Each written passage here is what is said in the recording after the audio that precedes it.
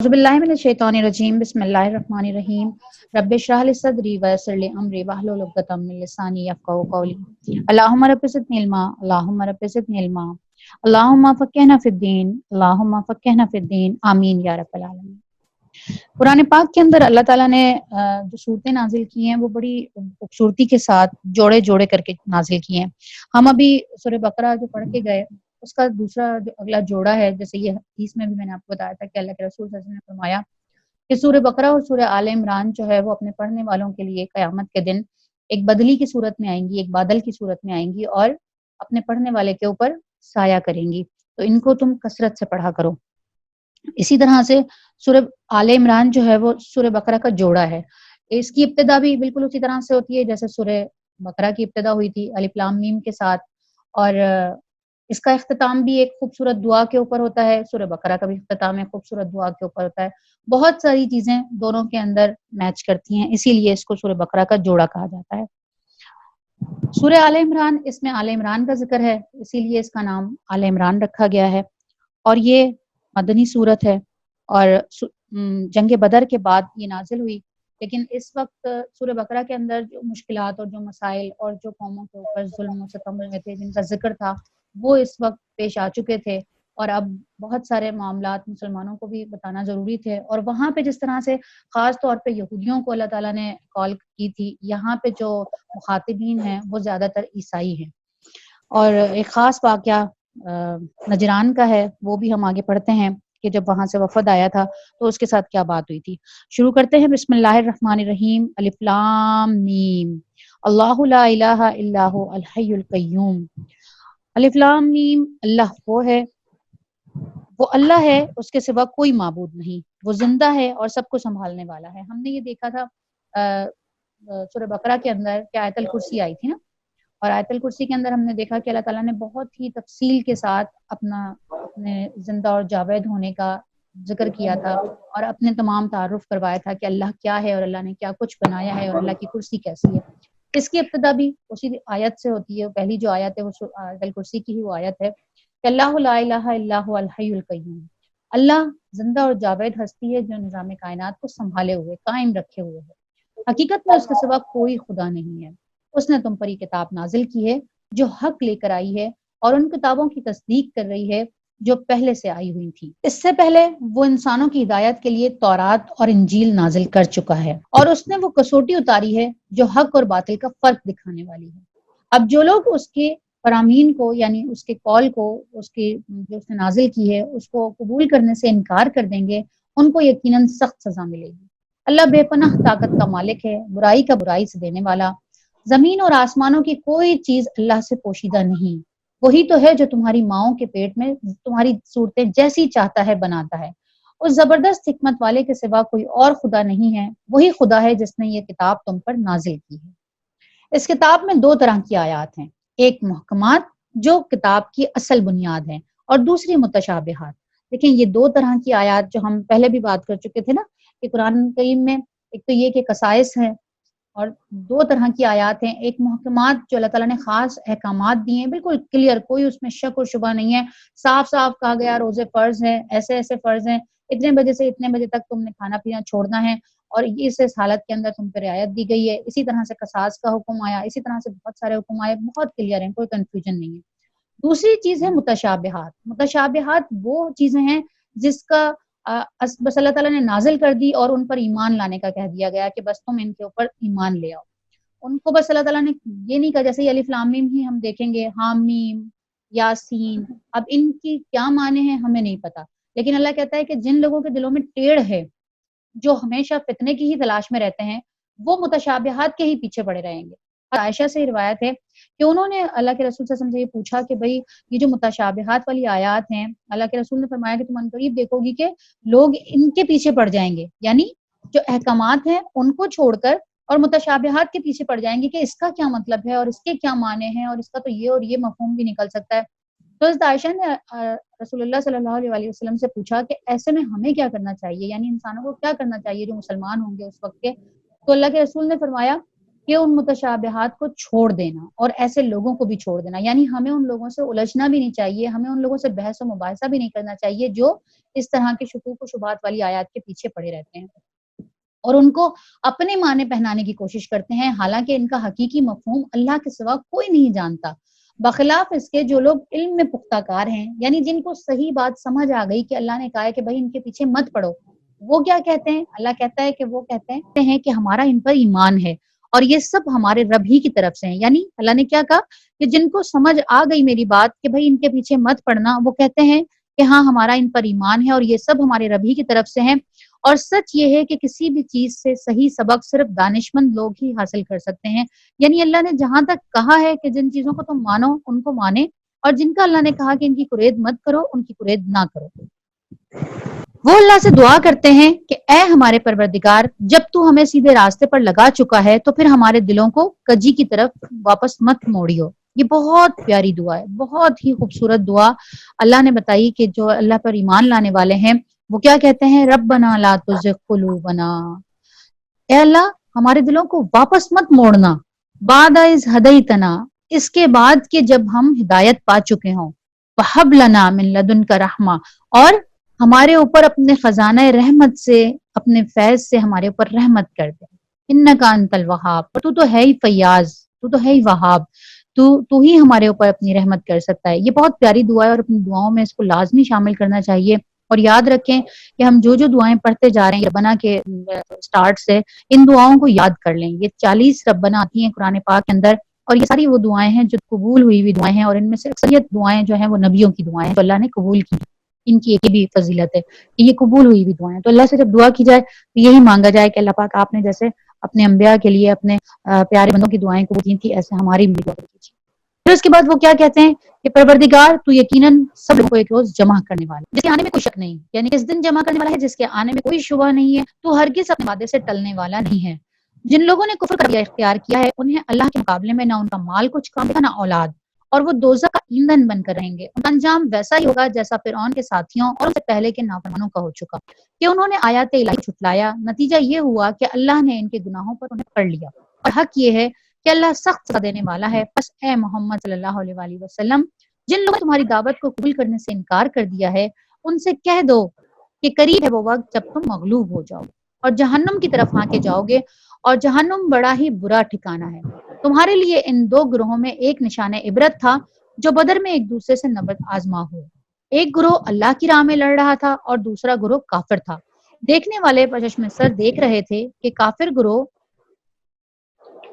یہ اب بدر کا منظر پیش کیا ہے نا، اللہ تعالیٰ نے جنگ بدر ہو چکی ہے اور اس کا منظر اللہ تعالیٰ پیش کر رہے ہیں کہ دیکھنے والوں نے کیا دیکھا کہ دیکھنے والوں نے دیکھا کہ کافر گروہ مومن گروہ سے بہت بڑا ہے، مگر نتیجے نے ثابت کر دیا کہ اللہ اپنی فتح اور نصرت سے جس کو چاہتا ہے مدد دیتا ہے۔ دیدہ بینا رکھنے والوں کے لیے اس میں بڑا سبق پوشیدہ، یعنی صرف کبھی بھی تم یہ مت سوچنا کہ تھوڑا سا گروہ اگر ہمارا ہے مومنین کا اور کافروں کا بہت بڑا گروہ ہے تو تم ہار جاؤ گے، یہ مت دیکھنا۔ یہ اس بات سے تمہیں کیا پتہ چلا کہ جس کو اللہ چاہتا ہے فتح اور نصرت دیتا ہے، بشرط یہ کہ وہ اللہ پر پختہ ایمان رکھتے ہوں، اللہ پر یقین رکھتے ہوں۔ آپ دیکھیں نا 313 لوگ پیدل، کتنے گھوڑے، کتنے اونٹ، کتنی ان کے پاس تلواریں تھی، کیا تھا ان کے پاس، لیکن وہ سارے کے سارے اللہ کی راہ میں اپنی جانیں، ان کو پتا تھا کہ اگر ہم نہ نکلے تو دوسری صورت میں ہم سب ختم ہو جائیں گے، ہمارا بچنا بھی مشکل ہے، اتنا بڑا اشارہ ہے، لیکن انہوں نے اللہ کی اس مدد اور نصرت کے اوپر جا کے جنگ کی اور فتح یاب ہوئے۔ تو اللہ کہتا ہے کہ جو لوگ بہت عقل مند ہیں، جو بہت دیکھنے والے ہیں، دیدہ بینا رکھنے والے ہیں، ان کے لیے اس میں بڑا سبق پوشیدہ ہے۔ لوگوں کے لیے مرغوبات نفس بنا دی گئی، یعنی لوگوں کی آزمائش کے لیے، یہ بہت اہم آیت ہے، دیکھیے گا۔ زین للناس، یعنی مزین کر دی گئی لوگوں کے لیے، انسانوں کے لیے، حب الشہوات، جو مرغوبات نفس، یعنی ان کی شہوت، ان کی جو نفس کی جو چیزیں ہیں ان کے اندر محبت ڈال دی گئی آزمائش کے لیے۔ کون کون سی چیزیں ہیں؟ من النساء، عورتیں بہت بڑی آزمائش ہیں، بہت بڑی آزمائش ہیں، اس امت کی آزمائش۔ اور پھر کیا؟ والبنین، اور اولاد، والقناطیر، اور سونے اور چاندی، والمنقطر، اور سونے اور چاندی کے بہت بڑے ڈھیر،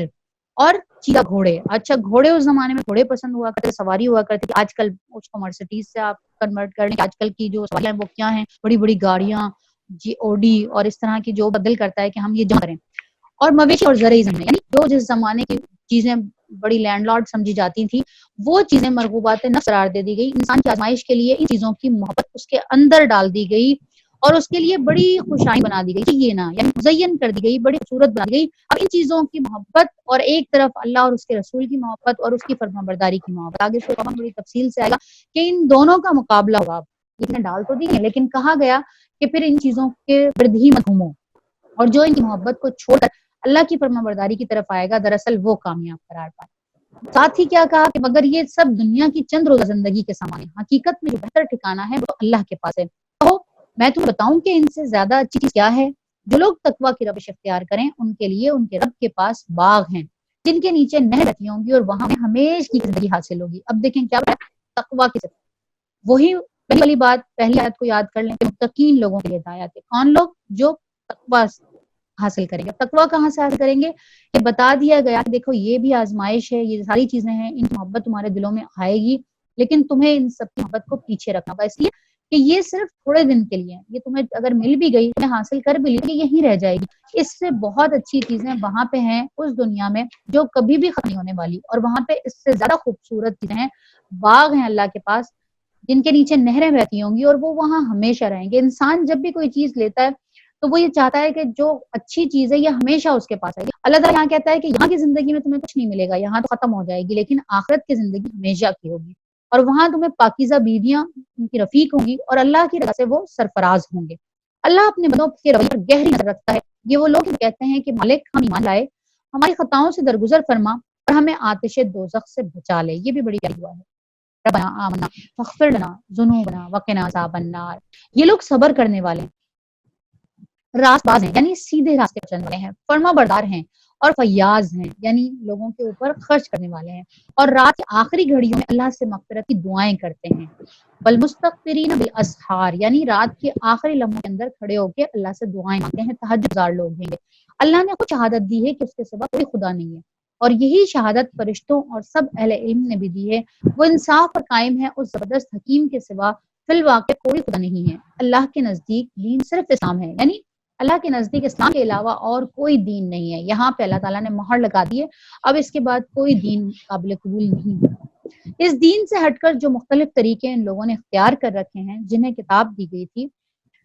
ان کے اس طرز عمل کی وجہ کوئی وجہ سوا نہیں تھی کہ انہیں علم آ جانے کے بعد آپس میں ایک دوسرے پر زیادتی کرنے کے لیے ایسا کیا۔ یہ ہم پیچھے بھی پڑھ چکے ہیں نا کہ اللہ تعالیٰ نے کہا کہ ایسا نہیں ہے کہ ان لوگوں نے جو اختلافات کیے وہ اس وجہ سے کیے کہ ان کو علم نہیں تھا، یہ غلطی سے کر گئے، ایسا نہیں ہے، بلکہ انہوں نے اس لیے اختلافات کیے کہ یہ ایک دوسرے پر زیادتی کرتے تھے۔ اور جو بھی اللہ کے احکام اور ہدایت کی اطاعت سے انکار کر دے، اللہ کو اس انصاف لیتے کچھ دیر نہیں لگتی۔ اب اگر یہ لوگ تم سے جھگڑا کریں تو ان سے کہو کہ میں نے اور میرے پیرووں نے تو اللہ کے آگے سر تسلیم خم کر دیا ہے۔ پھر اہل کتاب اور غیر اہل کتاب دونوں سے پوچھو، یعنی کون اہل کتاب؟ یہودی اور عیسائی، اور غیر اہل کتاب کون؟ مشرکین مکہ اور مشرکین مدینہ، مشرک لوگ۔ کیا تم نے بھی اس کی اطاعت اور بندگی قبول کی ہے؟ اگر کی ہے تو وہ راہ راست پا گئے، اور اگر اس سے منہ موڑا تو تم پر صرف پیغام پہنچا دینے کی ذمہ داری تھی، آگے اللہ خود اپنے بندوں کے معاملات دیکھنے والا ہے۔ جو لوگ اللہ کے احکام اور ہدایات کو ماننے سے انکار کرتے ہیں اور اس کے پیغمبروں کو ناحق قتل کرتے ہیں اور ایسے لوگوں کی جان کے در پہ ہو جاتے ہیں جو خلق خدا میں سے عدل اور راستی کا حکم دینے کے لیے اٹھیں، ان کو دردناک سزا کی خوشخبری سنا دو۔ کیا کہا کہ جو پیغمبروں کو ناحق قتل کرنے والے ہیں یا ایسے علماء کی جان کے در پہ ہو جاتے ہیں جو لوگوں کو اللہ کے راستے کی طرف لے کر آنے والے ہیں، ان کے لیے اللہ کہتا ہے کہ ان کو دردناک سزا کی خوشخبری سنا دو۔ یہ وہ لوگ ہیں جن کے اعمال دنیا اور آخرت دونوں میں ضائع ہو گئے اور ان کا کوئی مددگار نہیں۔ یعنی اگر یہ مسلمان تھے بھی لیکن انہوں نے کیا کیا کہ انہوں نے علماء کی جان کے در پہ ہو گئے اور یہ ان لوگوں کے خلاف ہو گئے جو اللہ کے دین کی طرف بلانے والے تھے۔ تو اللہ کہتا ہے اولئک الذین حبطت اعمالهم، حبطت کہتے ہیں اس جانور کو کہتے ہیں کہ جس کا پیٹ بہت زیادہ بڑا ہو جائے اور وہ پھٹ جائے، یعنی اتنا اس کے اندر بھر گیا کہ وہ پھٹ گیا اور ضائع ہو گیا، ختم ہو گیا۔ تو حبطت اعمالهم کا مطلب ہوتا ہے کہ اعمال تو تھے لیکن وہ پھٹ کے ضائع ہو گئے، بالکل بیکار ہو گئے، کسی کام کے نہیں رہے۔ تو اللہ فرماتا ہے کہ ان کے اعمال دنیا اور آخرت دونوں میں ضائع ہوگا، ان کا کوئی مددگار نہیں۔ تم نے دیکھا نہیں کہ جن لوگوں کو کتاب کے علم سے کچھ حصہ ملا ان کا حال کیا ہے؟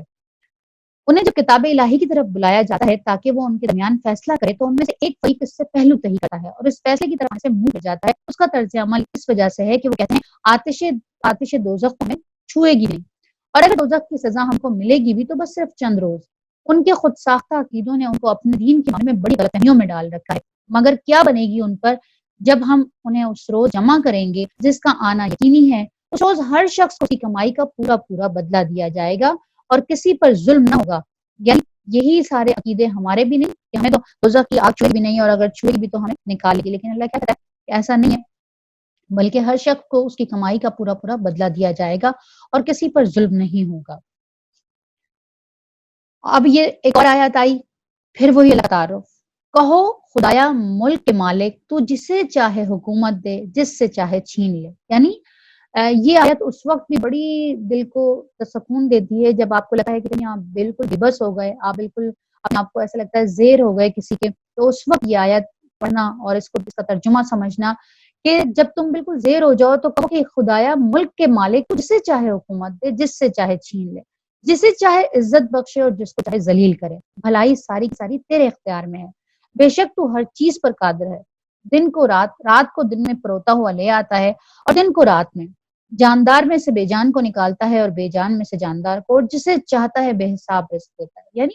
اللہ کو بڑا ماننے والی آیت ہے، بڑی پیاری آیت ہے۔ صبح اور شام کے اذکار کے اندر یہ آیت آتی ہے نا کہ آپ جب صبح اٹھیں تو اس کو پڑھیں اور شام ہو تو پھر اس کو پڑھیں۔ کیا ہے؟ اقرار ہے، اللہ کی بڑائی بیان کی گئی ہے کہ اپنے کمتر ہونے کا احساس۔ مومنین اہل ایمان کو چھوڑ کر کافروں کو اپنا دوست ہرگز نہ بنائیں۔ یہ خاص آیت ہے،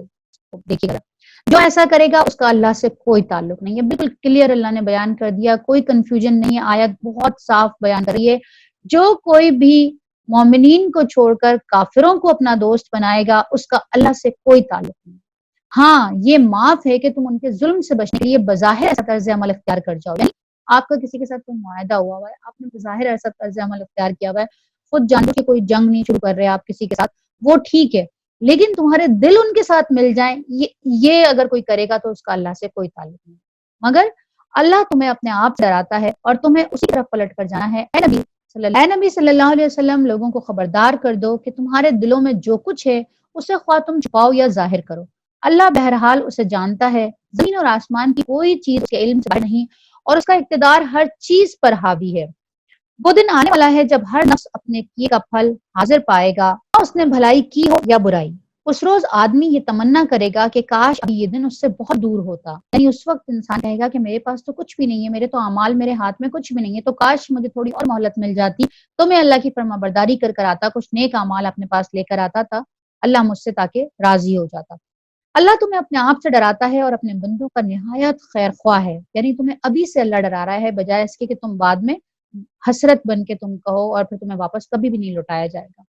اے نبی صلی اللہ علیہ وسلم، لوگوں سے کہہ دو کہ اگر تم حقیقت میں اللہ سے محبت رکھتے ہو تو میری پیروی کرو، یعنی رسول کی پیروی کرو، اللہ خود تم سے محبت کرے گا۔ یعنی یہ دیکھیں کتنی پیاری اللہ تعالیٰ نے ایک ڈیل کی ہے کہ اگر تم یہ چاہتے ہو کہ تم حقیقت میں اللہ سے محبت کرتے ہو، تم یہ دعویٰ کرتے ہو کہ ہمیں اللہ سے محبت ہے، تو پھر تم اللہ کے رسول کی پیروی کرو، اللہ خود تم سے محبت کرنے لگ جائے گا۔ اور اس شخص سے بڑھ کر کون ہوگا کہ جس سے اللہ محبت کرنے لگے، جس سے اللہ خود کہے۔ وہ ابراہیم بن ادھم کا جو واقعہ ہے وہ ایسا ہی واقعہ ہے نا، ہم سب نے پڑھا ہوا ہے کہ وہ فرشتہ جب آیا تو ایک رات لسٹ بنائی اس نے اور کہا کہ کن کے نام ہیں، تو فرشتے نے کہا کہ اس میں ان لوگوں کے نام ہیں جو اللہ سے محبت کرتے ہیں۔ تو انہوں نے کہا کہ کیا میرا بھی اس کے اندر نام لکھا ہے؟ تو انہوں نے کہا نہیں، آپ کا تو نام نہیں لکھا۔ تو انہوں نے کہا پلیز میرا بھی نام لکھو اس کے اندر۔ تو انہوں نے کہا اچھا میں پوچھتا ہوں اللہ سے، اور یہ کہہ کے وہ فرشتہ چلا گیا۔ اور اگلے جب دوبارہ آیا تو دیکھا انہوں نے کہ وہ فرشتہ جو ہے وہ لسٹ میں کچھ لکھ رہا تھا۔ تو جب انہوں نے دوبارہ پوچھا کہ میرا نام تم نے لسٹ میں لکھ لیا، تو اس فرشتے نے کہا کہ آپ کا نام اس لسٹ کے اندر ہے جن سے اللہ محبت کرتا ہے۔ تو یہ اس سے بہت بڑھ کر ہے کہ اللہ کسی سے محبت کرنے لگ جائے۔ اور ایک حدیث کے اندر آتا ہے، بڑی پیاری ایک حدیث یاد کرا دی اللہ نے، کہ اللہ تعالیٰ جب کسی سے محبت کرنے لگتا ہے تو اللہ تعالیٰ آسمانوں کے اندر آواز لگاتا ہے، جبریل علیہ السلام کو بلاتے ہیں اور جبریل علیہ السلام سے کہتے ہیں کہ جبریل اس شخص کے نام کے ساتھ اس شخص کا نام لے کے کہتے ہیں جبریل میں فلاں بن فلاں سے محبت کرتا ہوں، کچھ روز ہی ہم کو چھوئے گی پھر ہم جنت میں چلے جائیں گے، کیا یہ صحیح ہے؟ نہیں ہے نا، یہی تو صحیح نہیں ہے۔ دیکھیں یہی والا عقیدہ تو ان کا عقیدہ تھا، یہ بھی یہی عقیدہ تھا نا کہ آگ ہمیں تھوڑے دن کے لیے چھوئے گی اور پھر اس کے بعد ہم وہاں سے نکل جائیں گے۔ تو اللہ کہتا ہے تم نے کیسے یہ کہہ دیا، کہاں لکھا ہوا ہے کہ تم تھوڑے دن کے لیے چھوئے گی؟ ہر شخص اپنی کمائی کا پورا بدلہ پائے گا اور اللہ جس کو چاہے گا اس میں سے نکالے گا، اور شرک کرنے والے اور کچھ اعمال ایسے ہیں جن کو کبھی نہیں نکالے گا۔ اور میں نے آپ کو پہلی ہی کلاس میں میرا ایک حدیث سنائی تھی کہ جن کے بارے میں قرآن یہ کہتا ہے کہ یہ اصحاب النار ہیں اور ہم فیہا خالدون، یہ ہمیشہ ہمیشہ اس میں رہنے والے ہیں، وہ جہنم سے کبھی بھی نہیں نکل سکیں گے۔ تو جب قرآن کے اندر ان کا ذکر ہوتا ہے تو ان صفات کو دیکھا کریں کہ کون سے وہ اعمال ہیں، کون سی وہ صفات ہیں جن کو قرآن کبھی بھی جہنم سے نہیں نکلنے دے گا۔ میں وہ حدیث آپ کو سنا رہی تھی کہ جن سے اللہ محبت رکھتا ہے، اللہ تعالیٰ جبریل علیہ السلام کو بلاتے ہیں اور جبریل علیہ السلام سے کہتے ہیں کہ جبریل میں فلاں بن فلاں سے محبت کرتا ہوں، تم بھی اس سے محبت کرو۔ جبریل علیہ السلام آسمان کے اندر کیونکہ وہ سردار ہیں سارے فرشتوں کے، وہ اپنے سارے فرشتوں جو ان کے سب آرڈینٹ ہیں ان کو بلاتے ہیں اور کہتے ہیں کہ اللہ فلاں بن فلاں سے محبت کرتا ہے، دنیا کے اندر وہ شخص ہے فلاں کہتا ہے فلاں بن فلاں ہے اور اللہ اس سے محبت کرتا ہے، میں بھی اس سے محبت کرتا ہوں جبریل، تو تم سب فرشتے بھی اس سے محبت کرو۔ پھر اس کے بعد یہ آسمان کے فرشتوں میں منادی ہو جاتی ہے، اعلان ہو جاتا ہے، اور پھر اس کے بعد وہ سارے جو آسمان کے فرشتے ہیں وہ دنیا کے اندر جو فرشتے ہیں ان کو کہہ دیتے ہیں، اور پھر دنیا والوں کے لیے بھی اعلان کر دیا جاتا ہے کہ یہ فلاں بن فلاں جو شخص ہے اس سے دنیا والے بھی محبت کریں۔ تو آپ دیکھتے ہوں گے، ہم بھی دیکھتے ہیں کہ کچھ لوگ ایسے ہوتے ہیں جن سے ہم ملے نہیں ہوتے، جن سے ہم نے بہت زیادہ ٹائم گزارا ہوتا ہے، لیکن ان کے ساتھ ہماری ایک محبت بن جاتی ہے، خود بخود دل میں محبت آ جاتی ہے، پتہ نہیں کیسے آتی ہے۔ ہم اکثر یہ بتاتے ہیں کہ پتہ نہیں اس سے مجھے اتنی محبت کیوں ہے، وہ دراصل وجہ یہی ہوتی ہے کہ اس شخص سے اللہ خود بھی محبت کر رہا ہے، اپنے فرشتوں کے ذریعے پوری دنیا کے اندر یہ اعلان کروا دیتا ہے کہ اس شخص سے محبت کرو، اور یہ بہت بڑی بات ہے، بہت بڑی بلیسنگ ہے۔ اللہم ربنا جعلنا منہم، اللہم ربنا جعلنا منہم، اللہ تعالیٰ ہمیں بھی ان لوگوں میں شامل کرے کہ جن سے اللہ خود بھی محبت کرتا ہو، اللہ کے فرشتے بھی محبت کرتے ہوں، اور اللہ دنیا والوں کو بھی باعث محبت بنا دے اس شخص کو۔ تو یہ بہت پیاری حدیث ہے، اس حدیث کو یاد بھی رکھیں اور اللہ سے دعا بھی کریں کہ اللہ پاک کن لوگوں سے محبت کرتا ہے، ہم ان صفات کو دیکھیں، ان اعمال کو دیکھیں اور ان کو پورا کرنے والے ہوں، آمین یا رب العالمین۔ تو اللہ کہتا ہے کہ اللہ خود تم سے محبت کرے گا، اور محبت کے ساتھ کیا کرے گا، ایک اور کام کیا کرے گا، تمہاری خطاؤں سے درگزر کر دے گا۔ جو غلطی چھوٹی موٹی تم کر جاتے ہو، کوتاہیاں کر جاتے ہو، چھوٹے موٹے گناہ کر جاتے ہو، وہ تمہارے ان گناہوں کو معاف کر دے گا۔ وہ بڑا معاف کرنے والا اور رحیم ہے۔ ان سے کہو کہ اللہ اور رسول کی اطاعت قبول کر لو، پھر اگر وہ تمہاری دعوت قبول نہ کرے تو یقیناً ممکن نہیں کہ اللہ ایسے لوگوں سے محبت کرے جو اس کی اور اس کے رسول کی اطاعت سے انکار کرتے ہوں۔ یعنی اللہ نے صاف کہہ دیا فَإِنَّ اللَّهَ لَا يُحِبُّ الْكَافِرِينَ، اللہ انکار کرنے والوں سے محبت نہیں کرتا، اللہ انکار کرنے والوں سے محبت نہیں کرتا۔ اب یہ واقعہ آ رہا ہے پورا پورا حضرت عیسیٰ کی جو پیدائش ہے اور وہ ساری چیزیں ہیں، اللہ تعالیٰ ان کو بیان کرنے لگے ہیں۔ تو غور سے سنیے گا، بڑا ہی پیارا یہ واقعہ ہے۔ اللہ نے آدم اور نوح اور آل ابراہیم اور آل عمران کو تمام دنیا والوں پر ترجیح دے کر اپنی رسالت کے لیے منتخب کر دیا۔ یعنی آدم علیہ السلام نبی تھے، پھر نوح علیہ السلام، اور پھر آل ابراہیم، پوری کی پوری آل ابراہیم کو اللہ نے چن لیا، اور آگے پھر آل عمران کو۔ یہ ایک ہی سلسلے کے لوگ تھے جو ایک دوسرے کی نسل سے پیدا ہوئے۔ اللہ سب کچھ سنتا اور جانتا ہے۔ وہ اس وقت سن رہا تھا جب عمران کی بیوی کہہ رہی تھی کہ میرے پروردگار، اس بچے کو جو میرے پیٹ میں ہے میں تیری نظر کرتی ہوں۔ تیری نظر کرنے سے کیا مراد؟ کہ میں تیرے حوالے کرتی ہوں اس کو، یہ صرف تیرے ہی کام کے لیے وقف ہوگا، اور میری اس نظر کو قبول فرما لے۔ یعنی جو حضرت مریم کی والدہ کے بارے میں یہ ذکر ہو رہا ہے کہ انہوں نے جب کنسیو کیا، ان کو یہ لگا کہ میرے ہاں اولاد ہونے والی ہے، تو انہوں نے اولاد ہونے سے پہلے ہی اللہ سے یہ کہا، ان کے ذہن میں یہ تھا کہ بیٹا ہوگا، تو انہوں نے کہا کہ اللہ تعالیٰ میرا جو بچہ ہوگا، میرا یہ بچہ آپ کے حوالے ہے، میں اس کو آپ کی نظر کرتی ہوں، یہ جب پیدا ہوگا تو انہوں نے کہا کہ بیٹا ہوگا، تو انہوں نے ابراہیم سے کہا کہ یہ آپ ہی کی مدد کرے گا اور آپ ہی کے حوالے ہے، اس سے میں دنیا کا کوئی کام نہیں لوں گی، میری اس پیشکش کو قبول فرما۔ تو سننے اور جاننے والا ہے۔ جب اس کے ہاں لڑکی پیدا ہوئی تو اس نے کہا مالک میرے ہاں تو لڑکی پیدا ہو گئی، یعنی وہ تو پریشان ہو گئی کہ اس کی لڑکی کیسے قبول کی جائے گی، لڑکا تو ہوتا تو وہ تو تنہا آرام سے رہ لیتا اور اللہ کا مطلب اس کو اللہ کے حوالے کر دیتی، میں لڑکی کو کیسے کروں گی۔ حالانکہ اللہ کہتا ہے کہ حالانکہ جو کچھ اس نے جنا تھا، جو پیدا کیا تھا، اللہ کو اس کی خبر تھی، یعنی اسے تو اب پتا چلا کہ لڑکی ہوگی، اللہ کو تو پہلے دن سے پتا تھا کہ لڑکی ہونی ہے، اور لڑکا لڑکی کی طرح نہیں ہوتا۔ اس ایک جملے کا بہت سارے معنی مفسرین نے اس کی بہت ساری تفسیر کی ہے کہ یہ کہ لڑکا اور لڑکی بالکل الگ ہوتے ہیں، لڑکا اکیلا کہیں پہ بھی رہ سکتا ہے، اس کے لیے وہ پریشانی نہیں ہوتی جس طرح لڑکی کو اکیلا نہیں بھیجا جا سکتا۔ دوسری تفسیر یہ بھی ہوئی اس کی کہ جو کام اس لڑکی سے لینا تھا وہ کام لڑکے سے نہیں لیا جا سکتا تھا، جس کام کے لیے اللہ تعالیٰ نے مریم کو چنا تھا، حضرت مریم علیہ السلام کو، وہ کوئی لڑکا نہیں کر سکتا تھا۔ تو خیر انہوں نے کہا، مریم علیہ السلام کی والدہ نے کہا میں نے اس کا نام مریم رکھ دیا ہے، اور میں اسے اور اس کی آئندہ نسل کو شیطان مردود کے فتنے سے تیری پناہ میں دیتی ہوں۔ اسی لیے اللہ کے رسول صلی اللہ علیہ وسلم نے کہا کہ دنیا کے اندر حدیث میں آتا ہے کہ دنیا میں ہر بچہ پیدا ہوتا ہے تو وہ اس کو شیطان چھوتا ہے، جو یہ بچہ روتا ہے رونے کی وجہ کہ شیطان اس کو فوراً چھو لیتا ہے، لیکن حضرت مریم کو اور حضرت عیسیٰ کو شیطان نے نہیں چھوا تھا. کس وجہ سے؟ ان کی ماں کی اس دعا کی وجہ سے کہ میں اس بچی کو جو یہ پیدا ہوئی ہے اس کو اور اس کی پوری نسل کو شیطان مردود سے تیری فتنے سے تیری پناہ دیتی ہوں. آخرکار اس کے رب نے اس لڑکی کو بخوشی قبول کر لیا. اچھا پھر کیا ہوا کہ اللہ تعالیٰ نے کہا کوئی بات نہیں، اگر لڑکی ہوئی ہے تو تم نے یہ منت مانی کہ وہ میرے لیے وقف ہوگا، جو بھی بچہ ہوگا تو میں اس لڑکی کو بھی اپنے لیے قبول کر لیتا ہوں. اور پھر اس لڑکی کی خود اللہ نے پرورش کی. بڑی پیاری آیت ہے جو عربی کے اندر ہے، فَتَقَبَّلَهَا رَبُّهَا، کہ اللہ نے اللہ نے قبول کر لیا، حسن وَأَنبَتَهَا، اور اللہ تعالیٰ نے بڑی ہی خوبصورت طریقے سے اس کی پرورش کی، نباتها حسنا، کہ اللہ نے اس کو قبول بھی کیا. اللہ نے کہا کہ میں نے نہ صرف اس کو قبول کر لیا بلکہ اس کی خود پرورش کی اور اس کو بڑی اچھی لڑکی بنا کر اس کی پروان چڑھایا اور زکریا کو اس کا سرپرست بنا دیا. زکریا علیہ السلام کون تھے؟ وہ ان کے خالو تھے، وہ بھی نبی تھے اس وقت کے. تو زکریا علیہ السلام کو ان کا سرپرست کیسے بنایا؟ زکریا جب کبھی اس کے پاس محراب میں داخل ہوتا، اچھا پھر کیا ہوا کہ یہ محراب کے اندر بیٹھ گئی ایک جگہ چھوٹی. یہ ان کا بچپن حضرت مریم کا بچوں کے ساتھ نہیں گزرا، یہ پھر اللہ تعالیٰ کے لیے وقف ہو گئیں. یہ صرف عبادت کیا کرتی تھی، مسجد کا ایک حجرہ ان کو دے دیا گیا اور وہاں پہ بس اللہ کی عبادت میں مشغول رہتی. اور پھر ان کے پاس ہر شخص نہیں آ سکتا تھا، بلکہ حضرت زکریا جو تھے وہ بھی ابھی آگے واقعہ آئے گا، وہ قصہ اللہ تعالیٰ بیان کریں گے کہ کس طرح سے ان کو چنا گیا تھا. حضرت زکریا ان کے خالو تھے اور وہ ان کی کفالت کے لیے مقرر ہوئے، کفیل قرار پائے کہ وہ اندر جا کے ان کو جو بھی ان کی ضروریات کی چیز ہوں گی وہ ان کو دیا کریں گے، باقی یہ باہر نہیں آئیں گی اور کوئی ان کے پاس نہیں آئے گا. تو زکریا علیہ السلام جب بھی اس کے پاس محراب میں جاتا تو اس کے پاس کچھ نہ کچھ کھانے پینے کا سامان پاتا، یعنی کچھ کبھی کوئی موسم کے پھل رکھے ہوتے، شدید سردیوں میں آم رکھے ہوتے ہوں گے اور شدید گرمیوں میں انگور رکھے ہوتے ہوں گے، اس طرح کی چیزیں ان کو ملا رہی. تو حضرت زکریا حالانکہ نبی تھے لیکن حیران ہوتے تھے اور پھر وہ پوچھتے تھے، وہ پوچھتا کہ مریم یہ تیرے پاس کہاں سے آیا؟ حضرت مریم کا جواب جو ہوتا تھا وہ بڑا پختہ جواب ہوتا تھا، یعنی ان کو اس سے کوئی خوف نہیں ہوتا تھا، وہ ڈرتی نہیں تھی کہ یہ اچانک یہ چیزیں کہاں سے آ جاتی ہیں، کیونکہ وہ اللہ کے لیے خالص ہو گئی تھی اور اللہ کے ساتھ ان کا تعلق ایسا بن گیا تھا کہ وہ اتنی چھوٹی سی عمر کے اندر اتنا اچھا جواب دیا کرتی تھی اور وہ کہتی تھی کہ یہ اللہ کے پاس سے آیا ہے. اور ساتھ ہی ایک اور جملہ کہ اللہ جسے چاہتا ہے بے حساب دیتا ہے. جب حضرت زکریا نے یہ دیکھا، اچھا حضرت زکریا بوڑھے ہو چکے تھے، 90 سال کے ہو چکے تھے اور بالکل بوڑھے سوکھ چکے تھے اور خود ان کی بیوی بانجھ تھی، اب تک کوئی اولاد نہیں ہوئی تھی ان کی. جب حضرت زکریا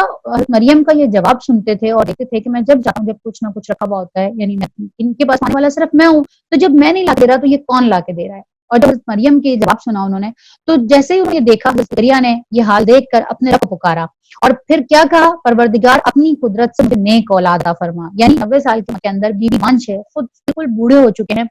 انہیں جیسے بندہ کہتا ہے نا کہ اللہ تعالیٰ جب مریم کو پھل مل سکتے ہیں بغیر موسم کے تو مجھے اولاد کیوں نہیں مل سکتی، یعنی جب تو یہ سب کچھ دے سکتا ہے مریم کو تو مجھے بھی تو اولاد دے سکتا ہے. اس سوچ کے ساتھ روایات میں آتا ہے کہ وہیں محراب کے اندر ہی انہوں نے 2 رکعت صلاۃ الحاجت کی نیت باندھی اور وہیں کھڑے ہو گئے اللہ سے مانگنے کہ مجھے بھی چاہیے، جیسے مریم کو مل رہا ہے ایسے مجھے بھی اولاد دے اور تو یہ دعا سننے والا ہے. تو اس کے جواب کے اندر اللہ تعالیٰ نے اسی وقت اسی صلاۃ الحاجت کے اندر ان کو بشارت دے دی اور کہا، جواب میں فرشتوں نے آواز دی جبکہ وہ محراب میں کھڑا نماز پڑھ رہا تھا، یعنی وہ صلاۃ الحاجت پڑھ رہے تھے اور اسی وقت وہیں بشارت مل گئی ان کو کہ اللہ تجھے یحییٰ کی خوشخبری دیتا ہے. اور یحییٰ کی خوشخبری کیسے دی؟ اللہ تعالیٰ نے بیٹے کی خوشخبری دی، نام بھی خود رکھ دی اور کیا کہا کہ یحییٰ نام کا لڑکا ہم دنیا میں آج تک کوئی نہیں پیدا کیا، یہ پہلا نام ہے یحییٰ جو ہم خود رکھ رہے ہیں. اور اتنی خوبصورت بشارت کس وجہ سے دی کہ انہوں نے ایک بھرم کے ساتھ اللہ سے دعا مانگی تھی، کھڑے ہو گئے کہ جب مریم کو مل سکتا ہے تو مجھے نہیں مل سکتا، میرا بھی تو وہی اللہ ہے نا، اور جب اس کو ساری چیزیں مل سکتی ہیں تو مجھے بھی ملنی چاہیے. یعنی اللہ کے ساتھ جب آپ بھرم کے ساتھ یا اللہ کے ساتھ توکل کے ساتھ جب اللہ سے کوئی چیز مانگتے ہیں، ضد لگا کے کہ اللہ تعالیٰ اس کو میرے ہاتھ میں بہتر کر کے مجھے دیجیے اور اس یقین کے ساتھ کہ اللہ دے سکتا ہے، اللہ کا اختیار ہے تو اللہ دے دیتا ہے. یہ ایک اس کا بہت بڑا نمونہ اللہ نے بیان کیا کہ یہاں پہ اللہ تعالیٰ نے کہا کہ اللہ تجھے یحییٰ خوشخبری دیتا ہے، وہ اللہ کی طرف سے ایک فرمان کی تصدیق کرنے والا بن کر آئے گا. یعنی کس چیز کی تصدیق کرنے والا بن کر آئے گا؟ حضرت عیسیٰ علیہ السلام اور حضرت یحییٰ میں 6 مہینے کا فرق ہے. حضرت مریم بھی پریگننٹ ہو جائیں گی، ان کو حضرت عیسیٰ کی ولادت ہوگی اور حضرت عیسیٰ کا سارے لوگ انکار کر دیں گے اور کہیں گے کہ یہ تو بدکاری کی ہے مریم نے، یہ کیا کیا ہے. اس کے 6 ماہ کے بعد حضرت یحییٰ کی پیدائش ہوگی اور حضرت یحییٰ جو ہے وہ حضرت عیسیٰ کی تصدیق کرنے والے بن کر آئیں گے. یعنی یہ 3 نبی ایک ساتھ آئیں گے. دیکھیں، باپ زکریا اور حضرت عیسیٰ اور پھر حضرت یحییٰ، یہ 3 نبی ایک ہی وقت میں ایک ہی جگہ پہ آئیں گے اور حضرت یحییٰ جو ہے وہ حضرت عیسیٰ کی تصدیق کرنے والے بن کر آئیں گے. اس میں سے اور اس میں کیا کیا خوبیاں ہوں گی؟ سرداری ہوگی، بزرگی کی شان ہوگی، کمال درجے کا ضابط ہوگا. یعنی وہ عورتوں کی طرف رغبت نہیں ہوگی، بہت ضبط کرنے والے ہوں گے، نبوت سے بھی سرفراز ہوگا اور صالحین میں سے وہ شمار کیا جائے گا۔ زکریا نے اب یہ جب ان کو بشارت ملی تو ایک دم سے ان کو خیال آیا کہ میرے ہاں کہاں سے لڑکا ہوگا۔ اب وہ ایک دم اللہ سے سوال کر رہے ہیں اور پوچھ رہے ہیں۔ زکریا نے کہا پروردگار بھلا میرے ہاں لڑکا کہاں سے ہوگا، میں تو بہت بوڑھا ہو چکا ہوں اور میری بیوی بانجھ ہے۔ یعنی سوال کرتے ہوئے جب اللہ سے دعا مانگی تھی اس وقت نہیں خیال آیا، بلکہ جب بشارت ہو گئی تو پھر اب ان کو خیال آ رہا ہے کہ کیسے ہوگا، یعنی کوئی نشانی تو ہونا۔ تو جواب ملا ایسا ہی ہوگا، اللہ جو چاہتا ہے کرتا ہے۔ عرض کیا، انہوں نے پھر دوبارہ عرض کیا کہ اللہ تعالیٰ پھر میرے لیے کوئی نشانی مقرر فرما دے کہ میرا دل ٹھک جائے، کہ مجھے یقین ہو جائے کہ ہاں واقعی مجھے بیٹا ہوگا۔ تو اللہ نے فرمایا، کہا نشانی یہ ہے کہ تم 3 دن تک لوگوں سے اشارے سے بات کرو گے، یعنی تم بات ہی نہیں کر سکو گے، بول نہیں سکو گے، 3 دن تک تم اشارے سے بات کرو گے اور کوئی بات چیت نہیں کر سکو گے۔ اس دوران میں اپنے رب کو بہت زیادہ یاد کرنا اور صبح اور شام اس کی تسبیح کرتے رہنا۔ اب دیکھیں یہ بہت بڑی بات ہے۔ جب پتہ کیا چلا کہ جب اولاد ہونے والی ہوتی ہے تو اس وقت کا ماں اور باپ دونوں کے ذکر اور اذکار کرنے کی جو اثر پڑتا ہے وہ اولاد کے اوپر پڑتا ہے۔ حضرت مریم سے بھی یہی کہا گیا تھا کہ تم جو ہے وہ ذکر اور اذکار کرو جب ان کو بشارت دی گئی۔ یہی بات زکریا سے کہی گئی، چاہے وہ ماں ہو چاہے وہ باپ ہو، ان دونوں کے لیے یہ حکم ہے کہ جب اولاد ہونے والی ہو تو اس وقت اپنا ذکر اور اذکار کی کثرت کر دو۔ ایک حدیث میں آتا ہے، اللہ کے رسول صلی اللہ علیہ وسلم فرماتے ہیں کہ جب تیسرا مہینہ ہوتا ہے اس مہینے کے اندر اللہ تعالیٰ لکھتے ہیں اور کہتے ہیں کہ اس بچے کی 3 چیزیں، جو یہ بچہ ابھی دنیا میں آنے والا ہے اس کی 3 چیزیں لکھ کر آ جاؤ۔ ایک، اس کی عمر کہ یہ کتنا جیے گا، نمبر 2 اس کی قسمت کہ اس کی تقدیر اس کو کیا ملے گا، اور نمبر 3 اس کا رزق۔ اب یہ دیکھیں یہ 3 وہ چیزیں ہیں جن کے گرد انسان کی پوری زندگی گھومتی ہے نا، کہ وہ رزق کے لیے گھومتا ہے، اپنی تقدیر اپنی قسمت بنانے کے لیے۔ اور جس وقت لکھا جا رہا ہوتا ہے اس وقت ہمارے ہاں کی بچیاں بیڈ ریسٹ ہوتی ہیں، موویاں دیکھ رہی ہوتی ہیں، ان کو پتہ ہی نہیں ہوتا کہ یہ تیسرا مہینہ اتنا اہم مہینہ ہے کہ اس مہینے کے اندر ماں اور باپ کو ان اوقات کے اندر کثرت سے ذکر کرنا چاہیے۔ یہ پتہ ہی نہیں ہے، یہ ٹائم ہم نے بھی ایسے ہی گزار دیا اور پتہ ہی چلتا کہ یہ ٹائم تو بہت اہم ٹائم تھا۔ اس ٹائم میں دعا کثرت سے اللہ میرے بچے کی عمر طویل ہو، ایمان کے ساتھ ہو، صحت کے ساتھ ہو، اس کا رزق اچھا لے، اللہ حلال رزق لے اور اس کی قسمت اچھی لے۔ یہ دعائیں بندہ جب کرے تو اس وقت یہ لکھی جاری ہوتی ہیں۔ تو یہ خاص طور پر بتانا چاہیے ہمیں بھی اپنی بچیوں کو کہ ان دنوں کے اندر وہ اللہ کا ذکر زیادہ کرے کثرت کے ساتھ، ماں بھی اور باپ بھی۔ آنے والے بچے کے اوپر بہت اچھے اثرات ہوتے ہیں، اور آج تو سائنس بھی یہ کہتی ہے کہ مائیں اس دوران جو کچھ بھی کام کرتی ہیں اس کا اثر بچے کے اوپر بہت زیادہ پڑتا ہے۔ پھر اللہ تعالیٰ نے کیا کہا کہ پھر وہ وقت آیا کہ جب مریم سے فرشتوں نے آ کر کہا کہ اے مریم اللہ نے تجھے برگزیدہ کر لیا، یعنی چن لیا تجھے، اور پاکیزگی عطا کی، اور تمام عورتوں پر تجھے، تمام دنیا کی عورتوں پر تجھ کو ترجیح دے کر اپنی خدمت کے لیے چن لیا۔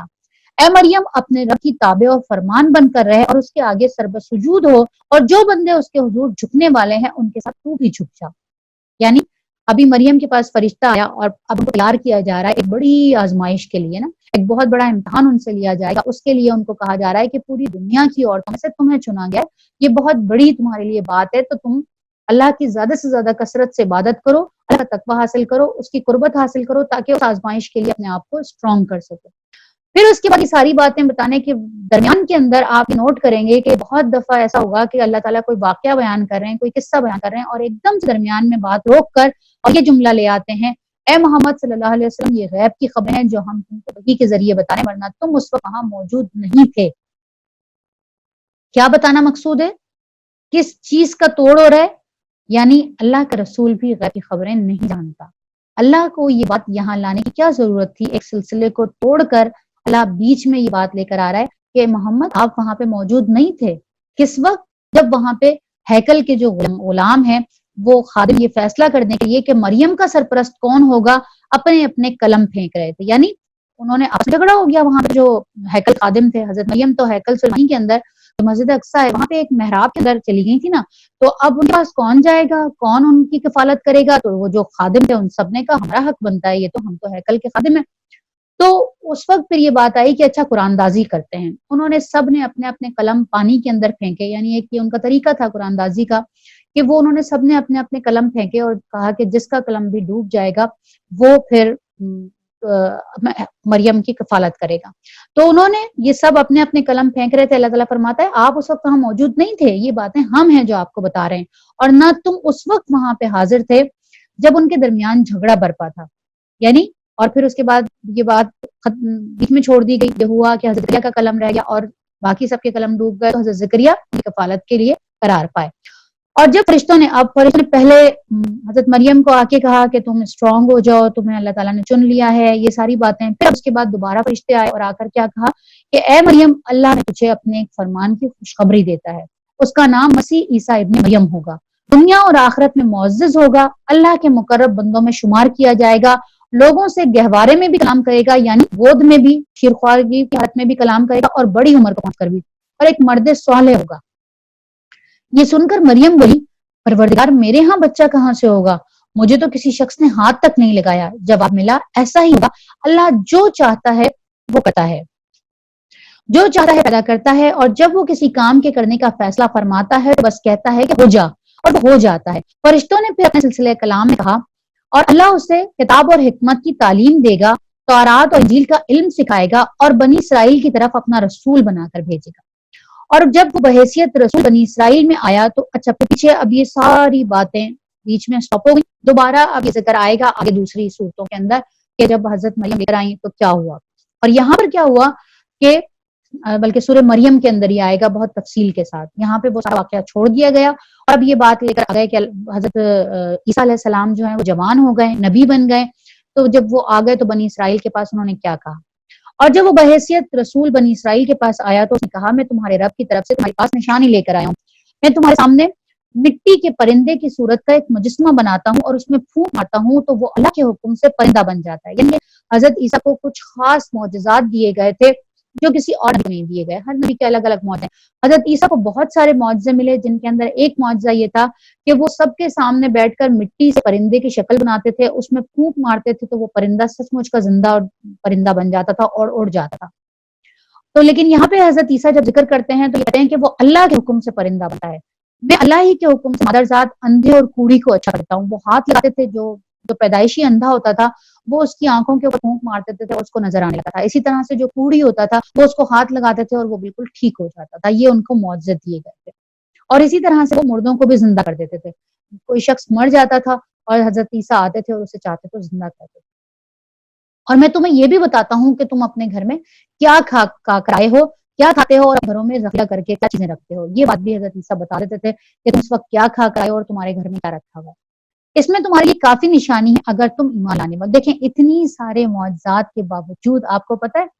کہ بنی اسرائیل کی اتنی بڑی قوم کے اندر سے حضرت عیسیٰ پر ایمان لانے والے جو حوارین تھے، جن کو حواری کہا جاتا ہے، وہ کچھ روایات میں آتا ہے کہ 11 تھے اور کچھ میں آتا ہے کہ 13 تھے ٹوٹل۔ اتنی بڑی، اتنی زیادہ معجزات کے ایک نبی جو مردوں کو زندہ کر رہا ہے، جو مٹی کے پرندے بنا کر اڑا رہا ہے زندہ کر کے، جو اندھوں کو ٹھیک کر رہا ہے، سب کچھ بتا رہا ہے، اس کے باوجود اس پر ایمان لانے والے کتنے تھے؟ باقی سب دشمن بن گئے، بلکہ ان کو سولی چڑھانے کی سازش کر لی۔ اتنے یعنی یہ لوگ، اللہ تعالیٰ اس لیے ان سے خفا ہے کہ یہ لوگ ایسے لوگ تھے بنی اسرائیل۔ پھر اللہ کہتا ہے کہ اس میں تمہارے لیے کافی نشانی ہے اگر تم ایمان لانے والے ہو، اور میں اس تعلیم و ہدایت کی تصدیق بن کر آیا ہوں جو تورات میں ہے، یہ حضرت عیسیٰ کہہ رہے ہیں، اور اس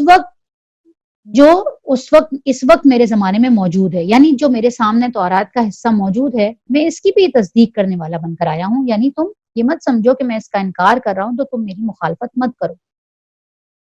اور اس لیے آیا ہوں کہ تمہارے لیے بعض ان چیزوں کو حلال کر دوں جو تم پر حرام کر دی گئی۔ دیکھو میں تمہارے رب کی طرف سے تمہارے پاس نشانی لے کر آیا ہوں، لہٰذا اللہ سے ڈرو اور میری اطاعت کرو، اللہ میرا بھی رب ہے اور تمہارا رب بھی ہے، لہٰذا تم اسی کی بندگی اختیار کرو، اور یہ کی جاتا ہے۔ یہاں پہ کچھ چیزیں ایسی ہیں کہ جو بنی اسرائیل کی جو نافرمانیاں تھیں ان کی وجہ سے اللہ نے ان کے اوپر حرام کر دی، وہ چیزیں حالانکہ حرام تھی لیکن اللہ ناراضگی میں حرام کر دی تھی، تو پھر یہاں پہ حضرت عیسیٰ نے کہا کہ میں اس لیے بھی آیا ہوں کہ ان چیزوں کو بھی تمہارے اوپر حلال کر دوں۔ جب عیسیٰ نے محسوس کیا کہ بنی اسرائیل کفر اور انکار پر آمادہ ہیں تو اس نے کہا، کون اللہ کی راہ میں میرا مددگار ہوتا ہے؟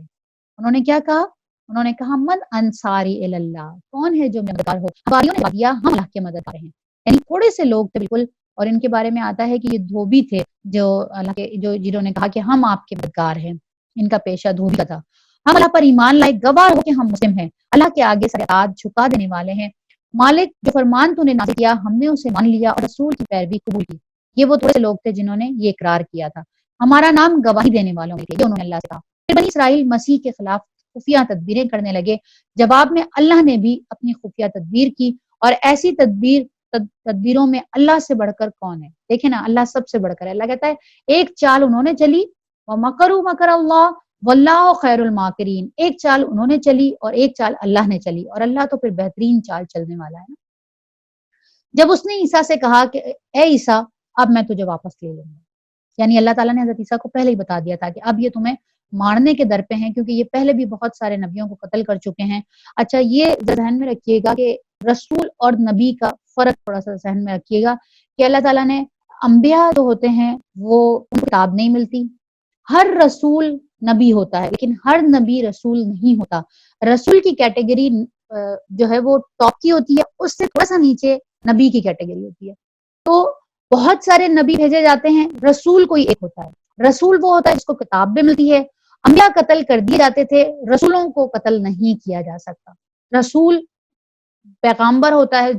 جس کو صاحب کتاب بھی ہوتا ہے وہ۔ تو حضرت عیسیٰ جو تھے وہ نبی بھی تھے، رسول بھی تھے۔ حضرت زکریا صرف نبی تھے، قتل کر دیے گئے۔ حضرت یحییٰ صرف نبی تھے۔ حضرت عیسیٰ کو جب قتل کرنے کی پلاننگ کی تو اللہ تعالیٰ نے ان کو اپنے پاس اٹھا لیا۔ وہ رسول تھے، وہ قتل نہیں کیے جا سکتے تھے۔ اللہ نے ان کو کہا کہ میں تجھ کو اپنی طرف اٹھا لوں گا، اور جنہوں نے تیرا انکار کیا ہے ان سے، یعنی ان کی میت سے اور ان کے گندے ماحول سے، ان کے ساتھ رہنے سے تجھے پاک کر دوں گا، اور تیری پیروی کرنے والوں کو قیامت تک ان لوگوں پر بالدست رکھوں گا جنہوں نے تیرا انکار کیا ہے۔ یعنی جو صحیح تیرے پیروکار ہیں وہ بعد میں جو عیسائی سچے عیسائی تھے وہ تو بعد میں پھر اللہ کے رسول پر بھی ایمان لے آئے نا۔ تو اللہ تعالیٰ نے کہا کہ پھر ان کو قیامت تک میں بالادست ہی رکھوں گا۔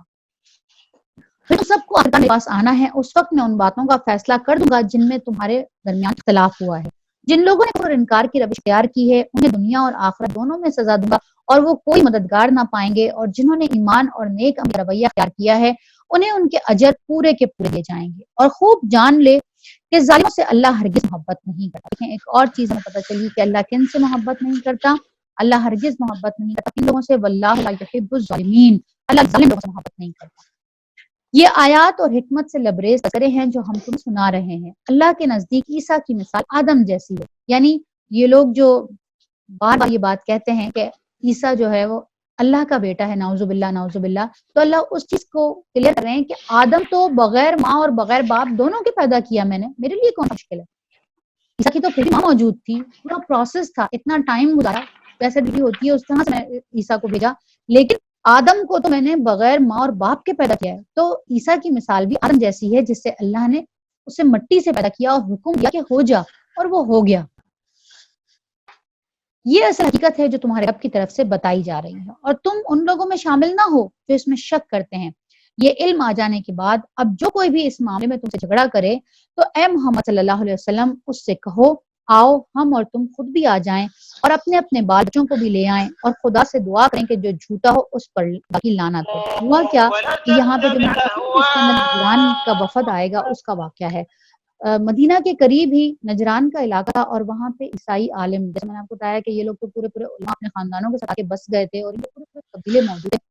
تو جب ان کو یہ پتہ چلا کہ ایک نبی آیا ہے اور وہ اتنا نبوت کا دعویٰ کرتا ہے، تو یہ نجران سے پورا کا پورا ایک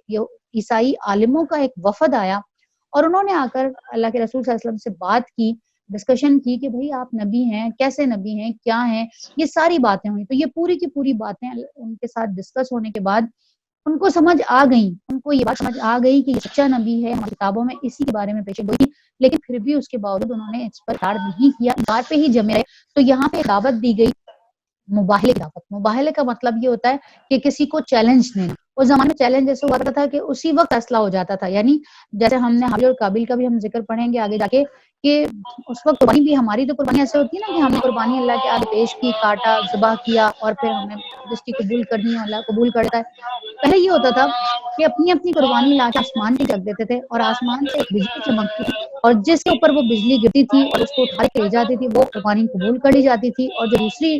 رہ جاتی تھی اس کا مطلب یہ ہوتا تھا کہ اس کی قربانی نہیں قبول ہوئی۔ تو یہاں پہ مباہلے کے اندر بھی یہ ہوتا تھا کہ دعوت دیتے تھے، چیلنج دیتے تھے کہ ٹھیک ہے، یہاں پہ انہوں نے عیسائی بھی مباہلے کی دعوت دی، اور اللہ نے کہا کہ ٹھیک ہے اب اس معاملے میں جو کوئی بھی تم سے جھگڑا کرے تو اے محمد سے کہو کہ آؤ ہم اور تم بھی آ جائیں، اپنے اپنے بال بچوں بھی لے آئیں، اور خدا سے دعا کریں کہ جو جھوٹا ہو تو خدا کی لعنت ہو۔ آپ صلی اللہ علیہ وسلم نے ان کو کہا کہ ٹھیک ہے آپ آئیے میدان کے اندر، اور ہم وہاں میدان کے اندر کھڑے ہوتے ہیں، آپ بھی اپنا پورا وقت لے آئے، میں بھی پورا خاندان لے آتا ہوں، اور ہم اللہ سے دعا کرتے ہیں کہ جو بھی جھوٹا ہو اس پر اللہ کی لعنت ہو۔ جب اللہ کے رسول صلی اللہ علیہ وسلم کی دعوت دی مبالغے کی، تو انہوں نے عیسائیوں نے فوراً ایک دوسرے کو کہا خبردار کوئی بھی نہیں جانا محمد صلی اللہ علیہ وسلم کے اس مبالغے کی دعوت کے اوپر، ہرگز وہاں پہ جا کے مت ہونا، کیونکہ وہ سچا ہے، وہ یہ بات کہے گا تو لعنت تو ہم پہ پڑے گی، برباد تو ہم ہو جائیں گے۔ یہ بات انہیں پتہ تھی، کلیئر تھا۔ تو پھر اللہ کے رسول صلی اللہ علیہ وسلم اپنے حضرت فاطمہ کو لے کر، اپنے پورے خاندان کو لے کر اس جگہ پہنچے تھے، اس میدان کے اندر، اور جہاں پہ مباحثے کی دعوت دی تھی، لیکن نجران کا جو وفد تھا یہودی، ان کا عیسائی کا، وہ نہیں آیا، وہ واپس آ گیا۔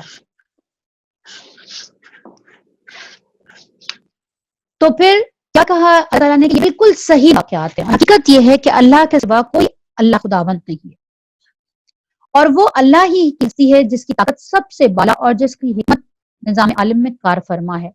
بس اگر یہ لوگ اس شرط پر مقابلے میں آنے سے منہ موڑیں تو ان کا مفسد ہونا واضح ہے، بالکل صاف ہو جائے گا، اور اللہ تو مفسدوں کے حال سے واقف ہے، یعنی اللہ کو پتہ ہے کہ یہ لوگ جھوٹے ہیں مفسد ہیں، باقی لوگوں کے سامنے بھی ان کا جھوٹ کھول جائے گا۔ کہو اے اہل کتاب، آؤ ایک ایسی بات کی طرف جو ہمارے اور تمہارے درمیان ایک ہے۔ اب یہ دیکھیں دعوت کا کتنا خوبصورت انداز ہے۔ اللہ نے کہا کہ باقی ساری چیزوں کے اختلافات کو چھوڑ دو اور تم ان کو دعوت دو، اہل کتاب کو، یہودیوں اور عیسائیوں کو، اور ان سے کہو کہ باقی سارے اختلافات ایک طرف، لیکن ایک بات تو ہمارے درمیان ہے نا، اور وہ کون سی بات ہے کہ جو ایک ہے ہم اس ایک بات کی طرف ہی آ جائیں، کسی ایک کے اوپر ہی ہم جمع ہو جائیں۔ اور وہ بات کون سی ہے؟ یکساں ہے یہ کہ ہم اللہ کے سوا کسی کی بندگی نہیں کریں گے، یعنی ہم صرف ایک اللہ کو مانیں گے، اس کے ساتھ کسی کو شریک نہیں ٹھہرائیں گے، اور ہم میں سے کوئی اللہ کے سوا کسی کو اپنا رب نہ بنا لے۔ اس دعوت کو قبول کرنے سے اگر وہ منہ موڑیں تو صاف کہہ دو گواہ رہو ہم تو مسلم ہیں، خدا کی بندگی اور اطاعت کرنے والے ہیں، اور اے اہل کتاب تم ابراہیم کے بارے میں ہم سے کیوں جھگڑتے ہو؟ تورات اور انجیل تو ابراہیم کے بعد نازل ہوئی ہیں، یعنی دیکھیں کتنی عجیب سی بات ہے۔ یہودی کہتے تھے کہ ابراہیم علیہ السلام یہودی تھے، عیسائی کہتے تھے کہ عیسائی تھے، اور یہ مشرکین جو تھے یہ کہتے تھے کہ نہیں وہ تو ہم میں سے تھے، اس لیے کہ ابراہیم علیہ السلام نے ہی تو سارا یہ کعبہ تعمیر کیا تھا۔ تو اللہ فرماتا ہے کہ تورات اور انجیل تو بعد میں نازل ہوئی ہیں، ابراہیم تو اس سے پہلے کے تھے، تو وہ یہودی اور عیسائی کیسے ہو گئے؟ پھر کیا تم اتنی سی بھی بات نہیں سمجھتے؟ تم لوگ جن چیزوں کا علم رکھتے ہو ان میں تو خوب بحثیں کر چکے، اب ان معاملات میں کیوں بحث کرنے چلے ہو جن کا علم تمہارے پاس کچھ بھی نہیں ہے؟ یعنی جو تمہارے پاس کتاب میں باتیں موجود تھیں ان کے بارے میں تم نے خوب بحث کر لی، اب اس میں تو تمہارے پاس کوئی علم ہے ہی نہیں، ابراہیم تو بہت پہلے کا تھا، تمہیں کیسے پتا کہ ابراہیم عیسائی تھا یا یہودی تھا؟ ان باتوں میں تم کیوں بحث کرنے چلے ہو؟ ان کا تو تمہارے پاس کچھ بھی علم نہیں ہے، اللہ جانتا ہے، تم نہیں جانتے۔ ابراہیم نہ یہودی تھا نہ عیسائی، بلکہ وہ تو ایک مسلم تھا، یکسو۔ اب دیکھیں یہاں پہ جو حنیفہ کا ہم نے کہا تھا نا، ولیکن کان حنیفا مسلما، وہ تو ایک یکسو، ایک بالکل پکا سچا مسلمان تھا، ایک طرف رخ تھا بالکل اس کا، اور وہ ہرگز مشرکوں میں سے نہ تھا، یعنی مشرکین کو بھی جواب دے دیا، عیسائی بھی نہیں تھا، یہودی بھی نہیں تھا، اور جو یہ اہل مکہ بار بار اپنے ساتھ جوڑتے ہیں تو وہ مشرکوں میں سے بھی نہیں تھا۔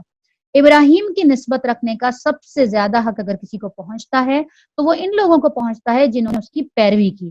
اور اب یہ نبی یعنی محمد صلی اللہ علیہ وسلم اور اس کے ماننے والے اس نسبت کے زیادہ حقدار ہیں۔ اللہ صرف انہی کا حامی اور مددگار ہے جو ایمان رکھتے ہیں، یعنی اگر کسی کو ابراہیم کے ساتھ نسبت رکھنے کا حق ہے تو وہ محمد ہیں صلی اللہ علیہ وسلم اور ان کے ماننے والے۔ اسی لیے اللہ تعالیٰ نے ہم جو درود شریف پڑھتے ہیں، جو اللہ تعالیٰ نے ہمیں سکھائی ہے، وہ کیا ہے کہ اللہم صلی علی محمد وعلی آل محمد،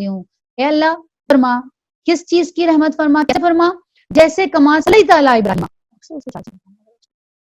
جیسے تم نے رحمت فرمائی کس کے اوپر؟ ابراہیم کے اوپر اور آل ابراہیم کے اوپر، ایسے ہی محمد اور آل محمد کے اوپر رحمت فرما، اور اسی طرح سے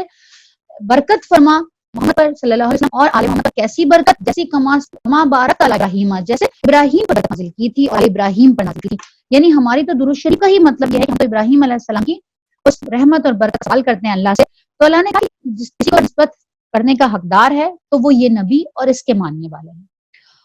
اے ایمان لانے والو، اہل کتاب میں سے اگر ایک گروہ چاہتا ہے کہ تمہیں کسی طرح راہ راست سے ہٹا دے، حالانکہ در حقیقت وہ اپنے سوا کسی کو گمراہی میں نہیں ڈال رہے مگر انہیں اس کا شعور نہیں ہے، اور اے اہل کتاب کیوں اللہ کی آیات کا انکار کرتے ہو حالانکہ تم خود ان کا مشاہدہ کر رہے ہو، یعنی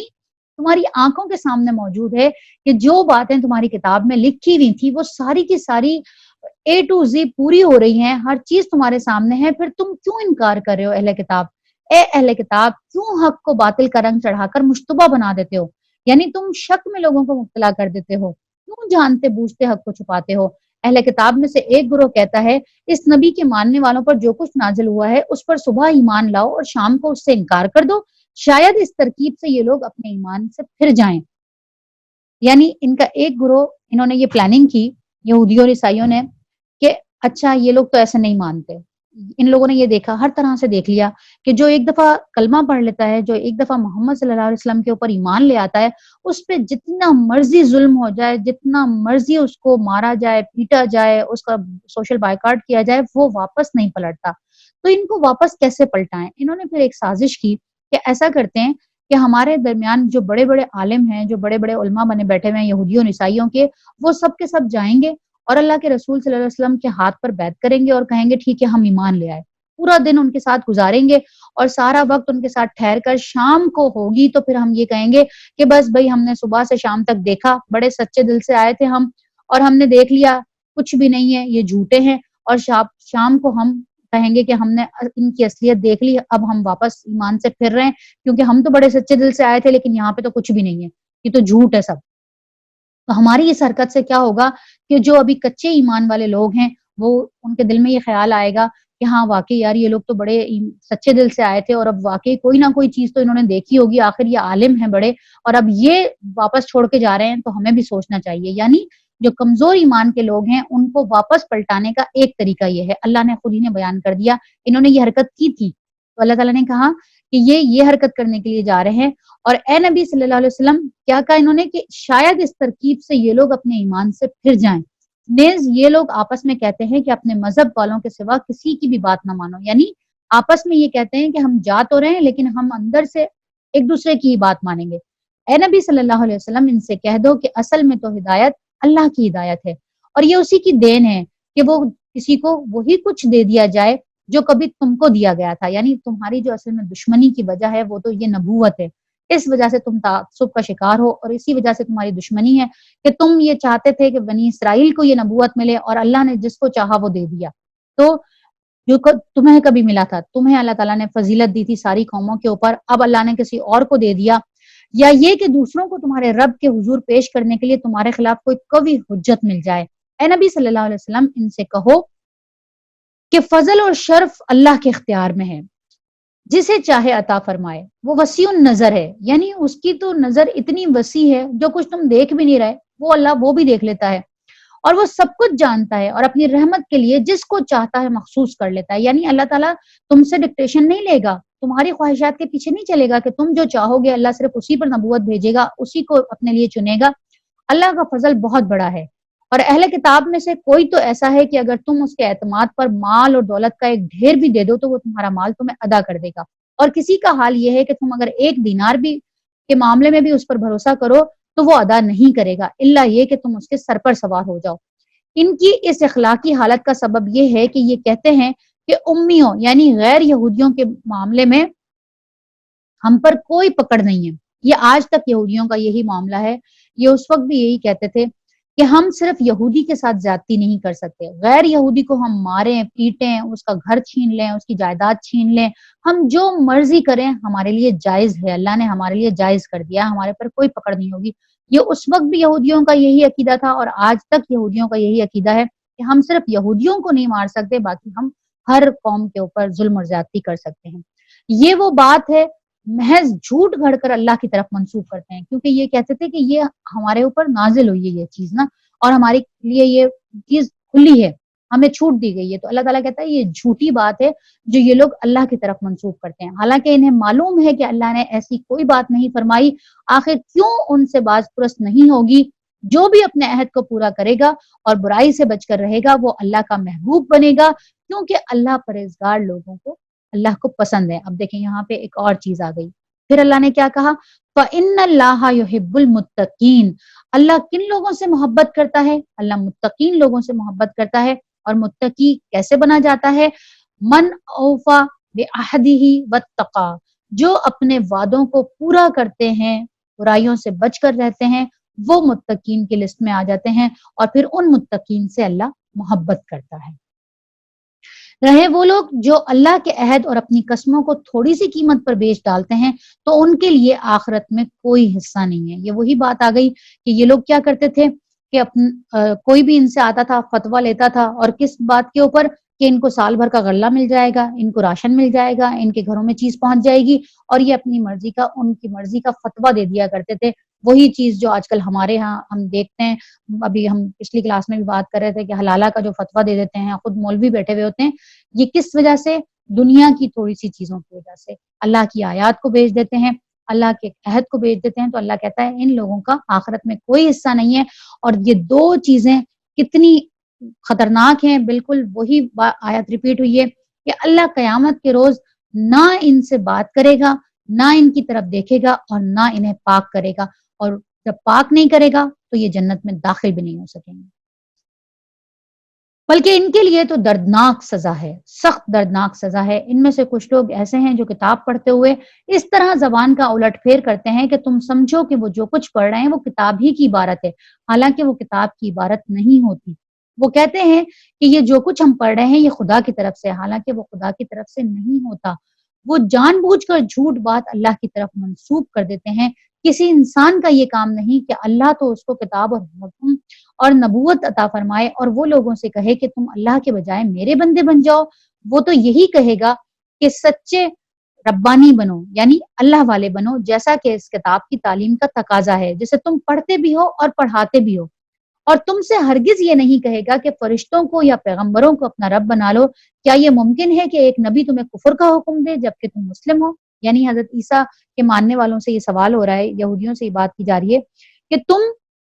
یہ کیسے کہہ سکتے ہو کہ کوئی یہ نبی تمہیں یہ بول کے گیا؟ وہ کہتے تھے نا کہ ہماری تو کتاب میں لکھا ہے، ہماری تو نبوت میں یہ چیز آئی ہے، ہمیں تو پتہ ہی یہی چیز چلی ہے۔ تو اللہ نے کہا تم کیسے جھوٹی بات لگاتے ہو کسی نبی کے اوپر؟ کوئی نبی یہ بات نہیں کہہ سکتا کہ اللہ کے علاوہ کسی اور کی عبادت کرو، یا خود اس کی عبادت کرنے لگ جاؤ، یا اس کے بندے بن جاؤ، یا فرشتوں کو یا پیغمبروں کو اپنا رب بنا لو۔ ایسا کیسے ہو سکتا ہے کہ ایک نبی تمہیں کفر کا حکم دے جبکہ تم مسلم ہو؟ یاد کرو اللہ نے پیغمبروں سے عہد لیا تھا،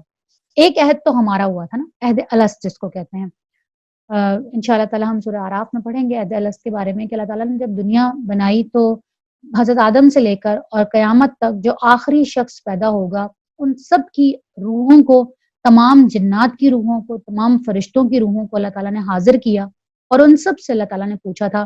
کہ الستو بربکم، کیا میں تمہارا رب نہیں ہوں؟ تو سب کی روحوں نے بیک وقت یہ اللہ سے کہا تھا بلا شہدنا، کہ ہم سب شہادت دیتے ہیں، کیوں نہیں، آپ ہی تو ہمارے رب ہیں۔ تو یہی وہ عہد ہے جس کے بارے میں اللہ تعالیٰ بار بار ذکر بھی کرتے ہیں کہ تمہاری روحیں بھی تو ایک عہد کر چکی ہیں، اللہ سے وعدہ کر چکی ہیں، اب دنیا میں جب تمہیں جسم کے ساتھ بھیجا گیا تو تم انکار کرتے ہو۔ اس کے علاوہ پھر ایک عہد اور ہوا تھا، وہ عہد ہوا تھا پیغمبروں کی روحوں سے۔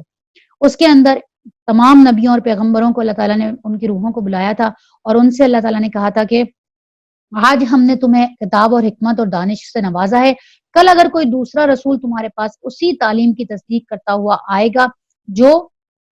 پہلے سے تمہارے پاس موجود ہے تو تم کو اس پر ایمان لانا ہوگا اور اس کی مدد کرنی ہوگی۔ یہ ارشاد فرما کر اللہ نے پوچھا کیا تم اس کا اقرار کرتے ہو اور اس پر میری طرف سے عہد کی بھاری ذمہ داری اٹھاتے ہو؟ تو انہوں نے کہا کہ ہاں ہم اقرار کرتے ہیں۔ اللہ نے فرمایا اچھا تو گواہ رہو تم بھی اور میں بھی تمہارے ساتھ گواہ ہوں، اس کے بعد جو کوئی اپنے عہد سے پھر جائے وہی فاسق ہے۔ یعنی اللہ تعالیٰ نے کیا کہا کہ یہ پیغمبر تو یہ سارا عہد دے چکے ہیں اللہ کو، یہ کیسے کہہ سکتے ہیں کہ تم اللہ کے علاوہ کسی اور کو مانو؟ تو پیغمبروں کی بات تو تم نے جھوٹی بولی ہے۔ اور اب کیا یہ لوگ اللہ کی اطاعت کا طریقہ دین اللہ چھوڑ کر کوئی اور طریقہ چاہتے ہیں؟ حالانکہ آسمان اور زمین کی ساری چیزیں چاروں ناچار اللہ ہی کے تابع اور فرمان ہیں، یعنی وہ مسلم ہیں اور اسی کی طرف سب کو لوٹنا ہے۔ اے نبی صلی اللہ علیہ وسلم کہو ہم اللہ کو مانتے ہیں، اس تعلیم کو مانتے ہیں جو ہم پر نازل کی گئی، ان تعلیمات کو بھی مانتے ہیں جو ابراہیم علیہ السلام، اسماعیل علیہ السلام، اسحاق علیہ السلام، یعقوب علیہ السلام اور اولاد یعقوب علیہ السلام پر نازل ہوئی، اور ان ہدایات پر بھی ایمان رکھتے ہیں جو موسیٰ علیہ السلام اور عیسیٰ علیہ السلام اور دوسرے پیغمبروں کو ان کے رب کی طرف سے دی گئی۔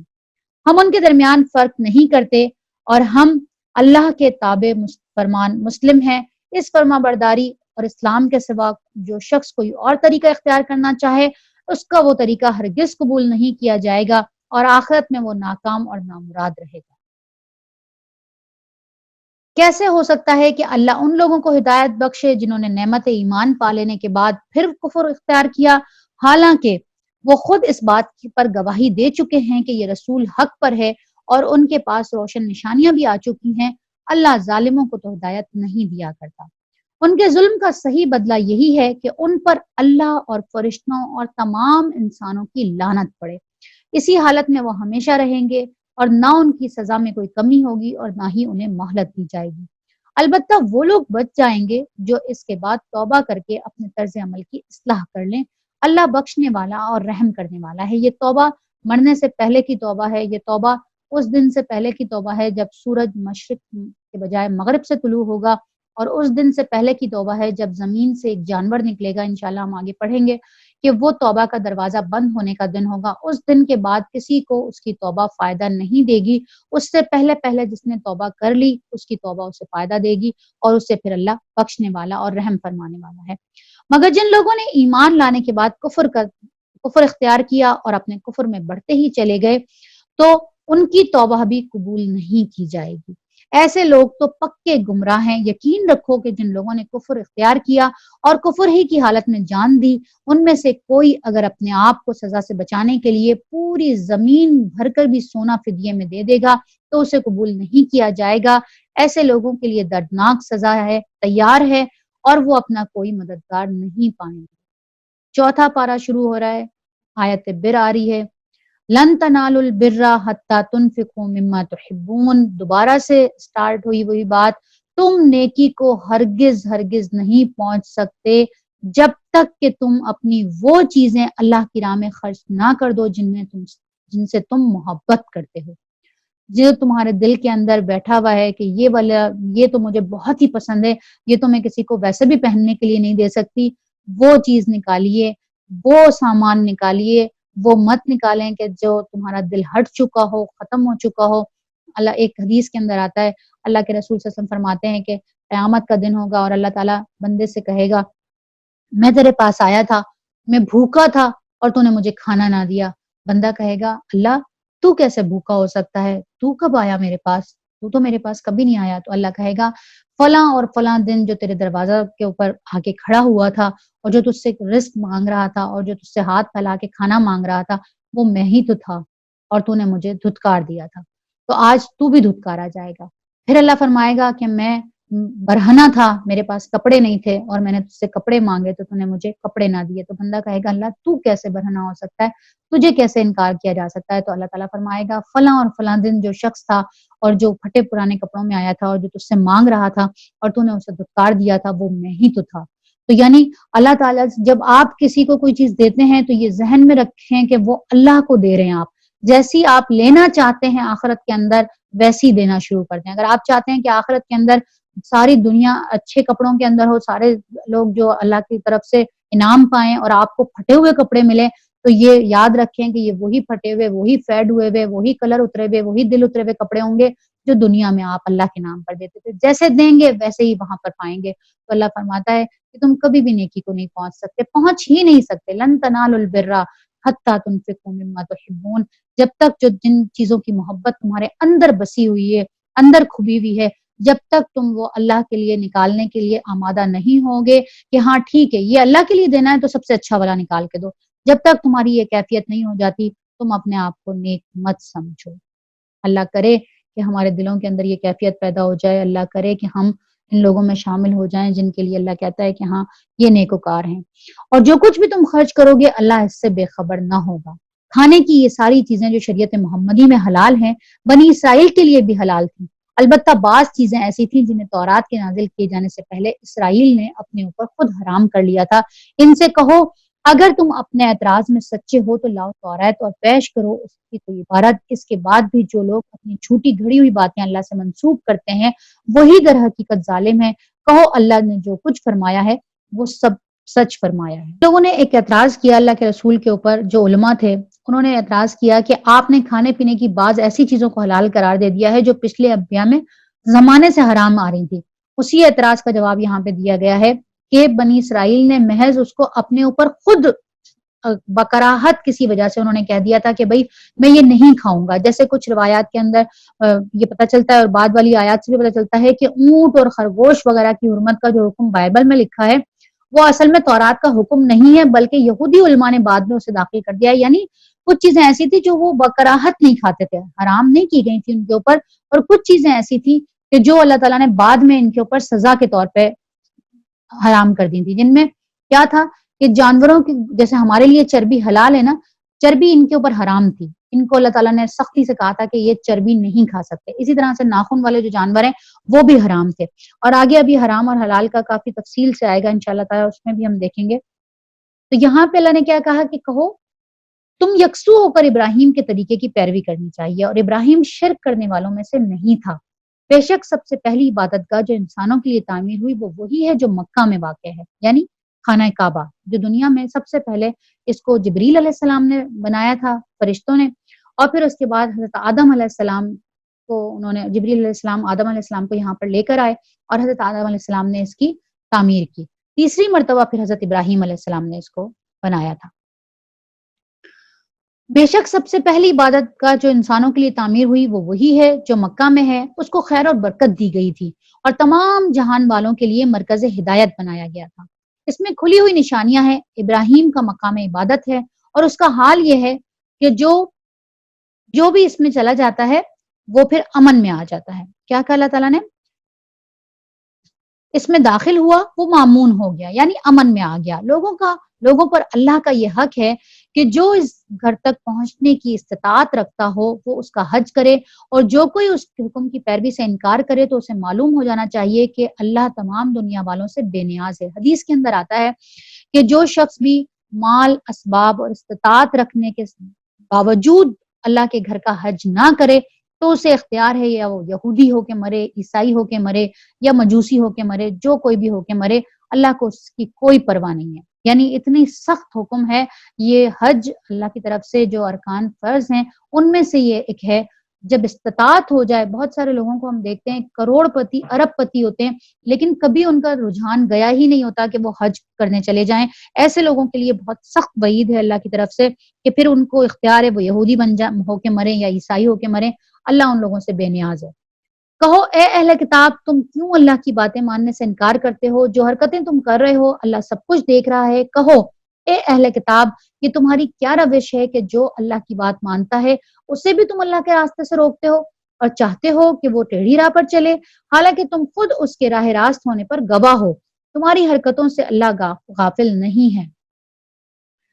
اور اے یہ لوگوں جو ایمان لے کر آئے ہو، اگر تم نے ان اہل کتاب میں سے کسی ایک گروہ کی بات مانی تو یہ تمہیں ایمان سے پھر کفر کی طرف پھیر لے جائیں گے. تمہارے لیے کفر کی طرف جانے کا اب کیا موقع باقی ہے جبکہ تم کو اللہ کی آیات سنائی جا رہی ہیں اور تمہارے درمیان اس کا رسول خود صلی اللہ علیہ وسلم موجود ہے. جو اللہ کا دامن مضبوطی سے تھامے گا وہ ضرور راہ راست پالے گا. یہاں پہ جو کچے ایمان کے لوگ تھے ابھی تھوڑا سا ایمان لے کر آئے تھے لیکن پھر بھی کسی بات کے اوپر الجھتے تھے تو جا کر عیسائی اور یہودیوں کے گروہ کے پاس بیٹھ جاتے تھے، ان کے عالموں سے پوچھتے تھے. ان کو تنبیہ کی جا رہی ہے خاص طور پہ کہ تم یہ بار بار ان کے پاس کیوں جاتے ہو، اور یہ تو تمہیں واپس کفر کی طرف لے جائیں گے. اے لوگو جو ایمان لائے ہو اللہ سے ڈرو جیسا اس سے ڈرنے کا حق ہے. تم کو موت نہ آئے مگر اس حال میں کہ تم مسلم ہو. آمین یا رب العالمین. اور سب مل کر اللہ کی رسی کو مضبوطی سے پکڑ لو اور تفرقے میں نہ پڑو. دیکھیں قرآن کیا کہتا ہے؟ فرقوں میں مت بٹو. حکم ہے کہ فرقوں میں مت پڑو، بس اللہ کی رسی کو مضبوطی سے تھام لو اور پھر اللہ کے اس احسان کو یاد کرو کہ جو اس نے تم پر کیا ہے. تم ایک دوسرے کے دشمن تھے، اس نے تمہارے دل جوڑ دیے. اس کے فضل و کرم سے تم بھائی بھائی بن گئے. تم آگ سے بھرے ہوئے ایک گڑھے کے کنارے کھڑے تھے، اللہ نے تم کو اس سے بچا لیا. اس طرح اللہ اپنی نشانیاں تمہارے سامنے روشن کرتا ہے، شاید کہ ان علامتوں سے تمہیں اپنی فلاح کا راستہ، سیدھا راستہ نظر آ جائے. تم میں سے کچھ لوگ ایسے ضرور ہونے چاہیے. اب یہ دیکھیں غور سے سنیے گا، یہ آیت بڑی پیاری آیت ہے کہ ہر علاقے کے اندر، ہر بستی کے اندر، ہر خاندان کے اندر کچھ لوگ تو ایسے ضرور ہونے چاہیے جو نیکی کی طرف بلائیں اور بھلائی کا حکم دیں اور برائیوں سے روکتے ہوں. یعنی اگر کوئی بستی ایسی ہو جائے گی، حضرت عائشہ سے روایت ہے کہ جب کسی بستی کے اندر بھلائیوں کا حکم دینے والے لوگ ختم ہو جاتے ہیں، برائیوں سے روکنے والے ختم ہو جاتے ہیں، تو وہ بستی پھر عذاب کی مستحق ہو جاتی ہے۔ جس بستی کے اندر زنا عام ہو جاتا ہے اس بستی کے اندر پھر سرخ آندھیاں آتی ہیں، زلزلے آتے ہیں۔ یہ اس وقت ہوتا ہے جب وہاں پہ بھلائی کا حکم دینے والے اور برائیوں سے روکنے والے اپنا کام چھوڑ دیتے ہیں۔ تو اللہ کہتا ہے یہ گروہ تو لازمی ہونا چاہیے، اور یہ جو لوگ یہ کام کریں گے وہی فلاح پائیں گے۔ کہیں تم ان لوگوں کی طرح نہ ہو جانا جو فرقوں میں بٹ گئے اور کھلی کھلی واضح ہدایات پانے کے بعد پھر اختلاف میں مبتلا ہوئے۔ یعنی ایسا نہیں ہے کہ ان کو کوئی کنفیوژن تھی، کوئی کلیئر نہیں تھی باتیں، صاف ہدایات موجود تھیں لیکن پھر اس کے باوجود بھی وہ اختلافات میں مبتلا ہو گئے۔ جنہوں نے یہ روش اختیار کی وہ اس روز سخت سزا پائیں گے، جبکہ کچھ لوگ سرخ روح ہوں گے اور کچھ لوگوں کا منہ کالا ہوگا۔ جن کا منہ کالا ہوگا ان سے کہا جائے گا کہ نعمت ایمان پانے کے بعد بھی تم نے کافرانہ رویہ اختیار کیا، اچھا تو اب اس کفران نعمت کے صلے میں عذاب کا مزہ چکھو۔ رہے وہ لوگ جن کے چہرے روشن ہوں گے تو ان کو اللہ کے دامن رحمت میں جگہ ملے گی اور وہ ہمیشہ اسی حالت میں رہیں گے۔ یہ اللہ کے ارشادات ہیں جو ہم تمہیں ٹھیک ٹھیک سنا رہے ہیں۔ اللہم ربنا جلنا منہم، اللہم ربنا جلنا منہم۔ اللہ ہمیں بھی ان لوگوں میں شامل کرے جن کو اللہ کے دامن رحمت میں جگہ ملے گی اور وہ ہمیشہ اسی میں رہیں گے۔ آمین۔ کیونکہ اللہ دنیا والوں پر ظلم کرنے کا کوئی ارادہ نہیں رکھتا۔ زمین اور آسمان کی ساری چیزوں کا مالک اللہ ہے اور سارے معاملات اللہ ہی کے حضور پیش ہوتے ہیں۔ اب دنیا میں وہ بہترین گروہ تم ہو جسے انسانوں کی ہدایت اور اصلاح کے لیے میدان میں لایا گیا۔ تم نیکی کا حکم دیتے ہو، بدی سے روکتے ہو اور اللہ پر ایمان رکھتے ہو۔ یہ اہل کتاب ایمان لاتے تو انہی کے حق میں بہتر تھا۔ اب یہ کن لوگوں سے کہا جا رہا ہے؟ یہ ہمیں کہا جا رہا ہے کہ اب دنیا میں بہترین گروہ تم ہو۔ دیکھیں کتنی بڑی بات ہے نا کہ اللہ تعالیٰ خود یہ بات کہہ رہا ہے کہ اب وہ بہترین گروہ تم ہو۔ اور تمہیں کس لیے لایا گیا ہے؟ تمہیں اس لیے لایا گیا ہے کہ تم پوری دنیا کے انسانوں کی ہدایت اور اصلاح کے لیے میدان میں لایا گیا ہے۔ تم نیکیوں کو سپلائی کرنا اور برائیوں سے روکنا۔ اور اہل کتاب ایمان لاتے تو انہی کے حق میں بہتر تھا، اگرچہ ان میں سے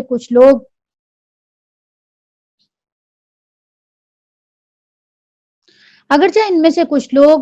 ایماندار بھی پائے جاتے ہیں مگر ان کے بیشتر افراد نافرمان ہیں اہل کتاب کے۔ یہ تمہارا کچھ نہیں بگاڑ سکتے، بس زیادہ سے زیادہ کچھ ستا سکتے ہیں۔ اگر یہ تم سے لڑیں گے تو مقابلے میں پیٹھ دکھائیں گے، پھر یہ ایسے بے بس ہوں گے کہ کہیں سے ان کو مدد نہیں ملے گی۔ یہ جہاں بھی پائے گئے ان پر ذلت کی مار ہی پڑی ہے۔ کہیں اللہ کے ذمے یا انسانوں کے ذمے پناہ مل گئی تو اور بات ہے، یہ اللہ کے غضب میں گھر چکے ہیں۔ ان پر محتاجی اور مغلوبی مسلط کر دی گئی ہے، اور یہ سب کچھ صرف اس وجہ سے ہوا کہ یہ اللہ کی آیات سے کفر کرتے رہے اور انہوں نے پیغمبروں کو ناحق قتل کیا۔ یہ ان کی نافرمانیوں اور زیادتیوں کا انجام ہے۔ دیکھ لیں اسرائیل،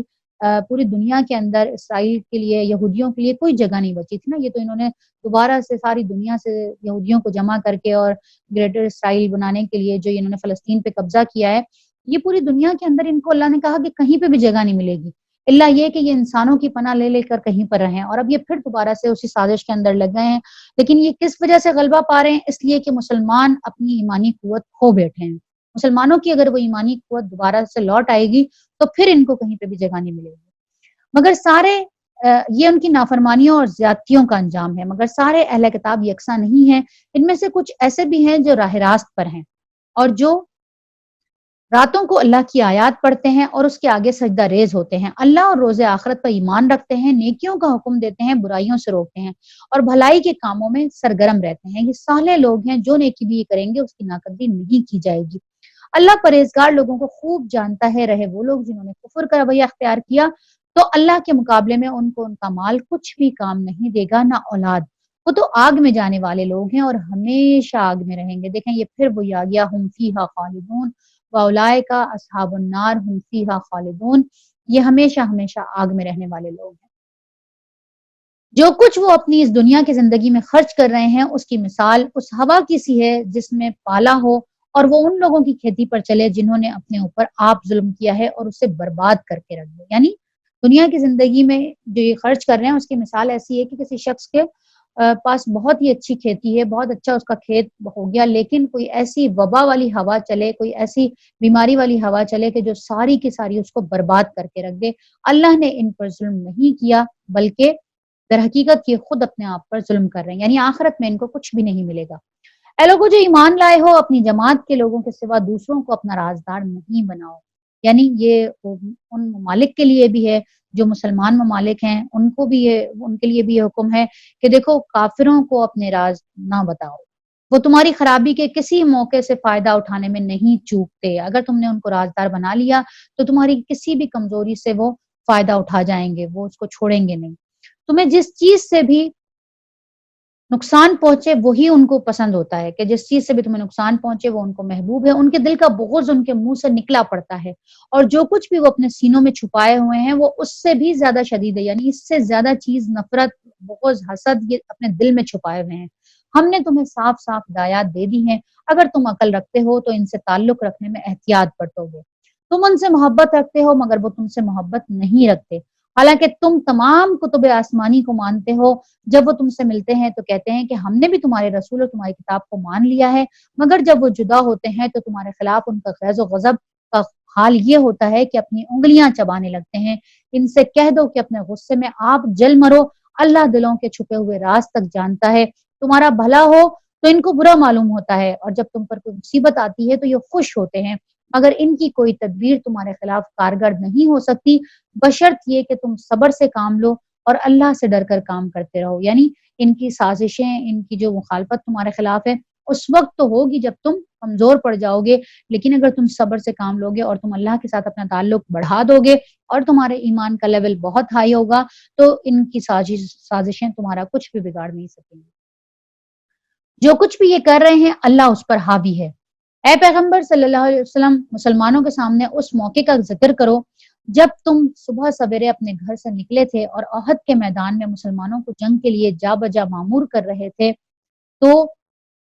یہ جنگ احد کا نقشہ پورا آ گیا ہے۔ آپ لوگوں میں سے بھی اکثر لوگ گئے ہوں گے، پتا ہوگا آپ لوگوں کو کہ کون سی وہ پہاڑی تھی، کون سی وہ جگہ تھی جہاں پہ اللہ کے رسول نے 50 جو ہے تیر اندازوں کو کھڑا کیا تھا اور ان کو کہا تھا کہ اگر تم لوگ یہ دیکھنے لگو کہ ہم شکست کھا چکے ہیں اور چیلیں ہمارے جسموں کو نوچ رہی ہیں تب بھی تم یہ جگہ مت چھوڑنا، اتنا سخت حکم دیا تھا اللہ کے رسول نے۔ لیکن ہوا کیا کہ جیسے ہی انہوں نے دیکھا کہ اللہ کے رسول اور ان کے ساتھی جو ہیں وہ فتح یاب ہونے لگے ہیں اور کافر بھاگنے لگے ہیں، تو انہوں نے اپنی جگہ چھوڑ دی اور وہ نیچے آ کر مال غنیمت لینے لگے، سمیٹنے لگے، اور اس وقت خالد بن ولید جو تھے کفار کے ساتھ تھے، اور چونکہ یہ بہت ذہین آدمی تھے تو انہوں نے کیا کیا کہ یہ واپس لوٹے اور انہوں نے دیکھا کہ تیر انداز تو غائب ہو چکے ہیں، وہی تیر انداز جس راستے سے وہ آئے تھے، اگر تیر انداز وہاں کھڑے رہتے تو وہ پورے کا پورا لشکر ان کے تیروں کی زد میں آتا، لیکن جب وہ تیر انداز وہاں موجود ہی نہیں تھے تو حضرت خالد بن ولید نے اپنے لشکر کے ساتھ پیچھے سے ان کے اوپر حملہ کیا اور پھر ان کے 70 حفاظ جو ہے وہ شہید ہو گئے، اور یہ جیتتی ہوئی جنگ اور یہ سارے کے سارے پسپا ہو گئے۔ لیکن پھر بھی اللہ تعالیٰ نے ایک اور کرم ان کے اوپر یہ کیا کہ کفار کو ان کے دلوں میں رعب ڈال دیا اور وہ پھر بھاگ گئے، یعنی کافر خود ہی چلے گئے، ورنہ تو وہ ان سب کو بھی مار دیتے تو وہ ان کے اوپر غلبہ پا چکے تھے۔ تو یہاں پہ اللہ تعالیٰ وہ بات بتا رہا ہے کہ اللہ تمہاری ساری باتیں سنتا ہے، وہ نہایت باخبر ہے۔ یاد کرو کہ جب تم میں سے دو گروہ بزدلی دکھانے پر آمادہ ہو گئے تھے، حالانکہ اللہ ان کی مدد پر موجود تھا، اور مومنوں کو تو اللہ ہی پر بھروسہ رکھنا چاہیے۔ آخر اس سے پہلے جنگ بدر میں اللہ تمہاری مدد کر چکا تھا، حالانکہ اس وقت تو تم بہت ہی کمزور تھے، یعنی جنگ بدر میں تو تم صرف تھی 313، جنگ احد میں تو تمہارے پاس اتنے سارے لوگ تھے، تم اسٹرانگ ہو چکے تھے، لہٰذا تم کو چاہیے کہ اللہ کی ناشکری سے بچو، امید ہے کہ اب تم شکر گزار بنو گے۔ یاد کرو جب تم مومنوں سے کہہ رہے تھے کہ کیا تمہارے لیے یہ بات کافی نہیں کہ اللہ 3000 فرشتے، اللہ کیا کہتا ہے کہ تم مومنوں سے یہ کہہ رہے تھے کہ کیا تمہارے لیے یہ بات کافی نہیں ہے کہ اللہ 3000 فرشتے اتار کر تمہاری مدد کرے؟ بے شک اگر تم صبر کرو اور خدا سے ڈرتے ہوئے کام کرو تو جس آن دشمن تمہارے اوپر چڑھ کر آئیں گے اسی آن تمہارا رب 3000 نہیں بلکہ 5000 صاحب نشان فرشتوں سے تمہاری مدد کرے گا۔ یہ بات اللہ نے تمہیں اس لیے بتا دی تاکہ تم خوش ہو جاؤ اور تمہارے دل مطمئن ہو جائیں۔ فتح اور نصرت جو کچھ بھی ہے اللہ ہی کی طرف سے ہے، جو بڑی قوت والا ہے اور دانا و بینا ہے، اور یہ مدد وہ تمہیں اس لیے دے گا تاکہ کفر کی راہ چلنے والوں کا ایک بازو کاٹ دے اور ان کو ایسی ذلیل شکست دے کہ وہ نامرادی کے ساتھ پسپا ہو جائیں۔ اے پیغمبر، فیصلے کے اختیارات میں تمہارا کوئی حصہ نہیں، اللہ کو اختیار ہے، جسے چاہے معاف کرے اور جسے چاہے سزا دے، کیونکہ وہ ظالم ہے۔ اچھا، یہاں پہ یہ جو آیت آئی، یہ ہوا کیا کہ جنگ احد کے اندر اللہ کے رسول صلی اللہ علیہ وسلم کو احد کے پہاڑ کے اوپر کچھ کفار نے جو ہے وہ گھیر لیا نا، جس میں وہ جذبے کے ساتھ شامل ہوا کرتی تھی جنگوں میں، لڑنے کے لیے تو نہیں لیکن کیونکہ وہ بہت ماہر ہوا کرتی تھی، یہ زخمیوں کی مرہم پٹی کے لیے ہوا کرتی تھی، لیکن جب موقع آتا تھا تو یہ تلوار بھی اٹھا لیتی تھی۔ تو اللہ کے رسول صلی اللہ علیہ وسلم کو انہوں نے دیکھا کہ کچھ کافروں نے، کچھ دشمنوں نے ان کو گھیر لیا ہے، تو حضرت ام عمارہ جو تھیں انہوں نے فوراً تلوار اٹھائی اور آپ صلی اللہ علیہ وسلم کے چاروں طرف انہوں نے دشمنوں سے لڑنا شروع کر دیا، اور اللہ کے رسول صلی اللہ علیہ وسلم فرماتے ہیں کہ وہ دن جنگ احد کا دن انہوں نے کہا کہ عمارہ کا دن تھا، اور میں جس جگہ بھی دیکھتا تھا اس جگہ مجھے ام عمارہ ہی نظر آتی تھی، ہر طرف دشمن کے اوپر لپکتی ہوئی جھپکتی ہوئی، اللہ کے رسول کو بچاتی ہوئی۔ تو اس موقع کے اوپر کیا ہوا کہ آپ صلی اللہ علیہ وسلم تنہا رہ گئے، اور پھر ایک صحابی جن کی اللہ کے رسول صلی اللہ علیہ وسلم کے ساتھ بہت مشابہت تھی وہ شہید ہو گئے۔ جب ان کو شہید ہوتے ہوئے دیکھا تو کسی نے شور کر دیا کہ محمد نعوذ باللہ صلی اللہ علیہ وسلم شہید ہو گئے، تو جو یہ مسلمان تھے وہ ایک دم خوفزدہ ہوئے اور بھاگنا شروع ہو گئے۔ اللہ کے رسول صلی اللہ علیہ وسلم آوازیں لگاتے رہ گئے ان کو کہ میں زندہ ہوں، میں یہاں پہ ہوں، میں یہاں پہ ہوں، لیکن تھوڑے سے لوگوں کے سوا بہت سارے لوگ دوڑ گئے، نکل گئے۔ تو اس وقت کیا ہوا کہ اللہ کے رسول صلی اللہ علیہ وسلم کے اوپر ایک ضرب لگائی دشمن نے، اور جو آپ نے وہ جو ٹوپی ہوتی ہے سر کے اوپر لوہے کی وہ پہنی ہوئی تھی، تو اس کی جو وہ تھی کڑیاں تھی وہ آپ کے دانت کے اندر گئیں، اور آپ کے دانت مبارک جو ہے وہ شہید ہو گئے، اور ایک دم خون کا فوارہ پھوٹ نکلا۔ تو آپ کے منہ سے تکلیف کی شدت میں یہ الفاظ نکلے کہ اللہ اس قوم کو کیسے ہدایت دے سکتا ہے کہ جو اپنے نبی کو اس طرح مار کے زخمی کر دے۔ تو اس کے اوپر یہ آیت نازل ہوئی کہ اے پیغمبر، فیصلے کے اختیارات میں آپ کا کوئی حصہ نہیں ہے، اللہ کو اختیار ہے، جسے چاہے تو انہیں معاف کر دے اور چاہے تو انہیں سزا دے، کیونکہ وہ ظالم ہے۔ یعنی آپ نے یہ بات کیسے کی کہ اللہ ان کو کیسے ہدایت دے گا؟ دیکھیں وہی بات کہ جن کے رتبے ہیں سوا ان کے سوا مشکل، چھوٹی سی بات کے اوپر بھی اللہ اپنے نبیوں کو نہیں چھوڑا کرتا، فوراً پکڑ لیتا ہے۔ زخمی حالت میں تھے، ایک دم بددعا نکل گئی، ایک دم یہ بات نکل گئی منہ سے، فوراً آیت آ گئی کہ آپ نے یہ بات کیسے کہی، آپ کا کوئی اختیار نہیں ہے فیصلے کا، اللہ کا اختیار ہے، چاہے تو انہیں معاف کر دے، چاہے تو سزا دے، کیونکہ وہ ہیں تو ظالم ہی، اللہ چاہے تو انہیں سزا بھی دے گا، لیکن آپ مت بولیے۔ زمین اور آسمانوں میں جو کچھ ہے اس کا مالک اللہ ہے، جس کو چاہے بخش دے اور جس کو چاہے عذاب دے، وہ معاف کرنے والا ہے اور رحیم ہے۔ اے لوگو جو ایمان لائے ہو، یہ بڑھتا چڑھتا سود کھانا چھوڑ دو اور اللہ سے ڈرو۔ امید ہے کہ فلاح پاؤ گے، اس آگ سے بچو جو کافروں کے لیے مہیا کی گئی ہے، اور اللہ اور رسول کا حکم مان لو، توقع ہے کہ تم پر رحم کیا جائے گا۔ دوڑ کر چلو اس راہ پر جو تمہارے رب کی بخشش اور اس جنت کی طرف جاتی ہے جس کی وسعت زمین اور آسمانوں جیسی ہے، اور وہ ان خدا ترس لوگوں کے لیے مہیا کی گئی ہے جو ہر حال میں اپنے مال خرچ کرتے ہیں، خواہ بدحال ہوں، جو غصے کو پی جاتے ہیں اور دوسروں کے قصور معاف کر دیتے ہیں، ایسے نیک لوگ اللہ کو بہت پسند ہے۔ اب دیکھیں ہم کہہ رہے تھے نا کہ اللہ جن سے محبت کرتا ہے ان کی پوری لسٹ بنانی ہے ہم نے، تو دیکھیں اب اس لسٹ کے اندر ان لوگوں کو بھی شامل کر لیں۔ کون لوگ غصے کو پی جاتے ہیں؟ نمبر 1 خدا ترس لوگ ہیں، ہر حال میں اپنے مال خرچ کرتے ہیں، خواہ خوشحال ہوں یا بدحال، یعنی ضروری نہیں ہے کہ بہت سارا مال ہو تو ہی خرچ کیا جائے، کسی کے پاس اگر تھوڑا سا مال ہے اور اس میں سے بھی وہ خرچ کرتا ہے تو اللہ اس سے بہت راضی ہوتا ہے، بہت خوش ہوتا ہے۔ غصے کو پی جاتے ہیں، قصوروں کو معاف کر دیتے ہیں دوسروں کے،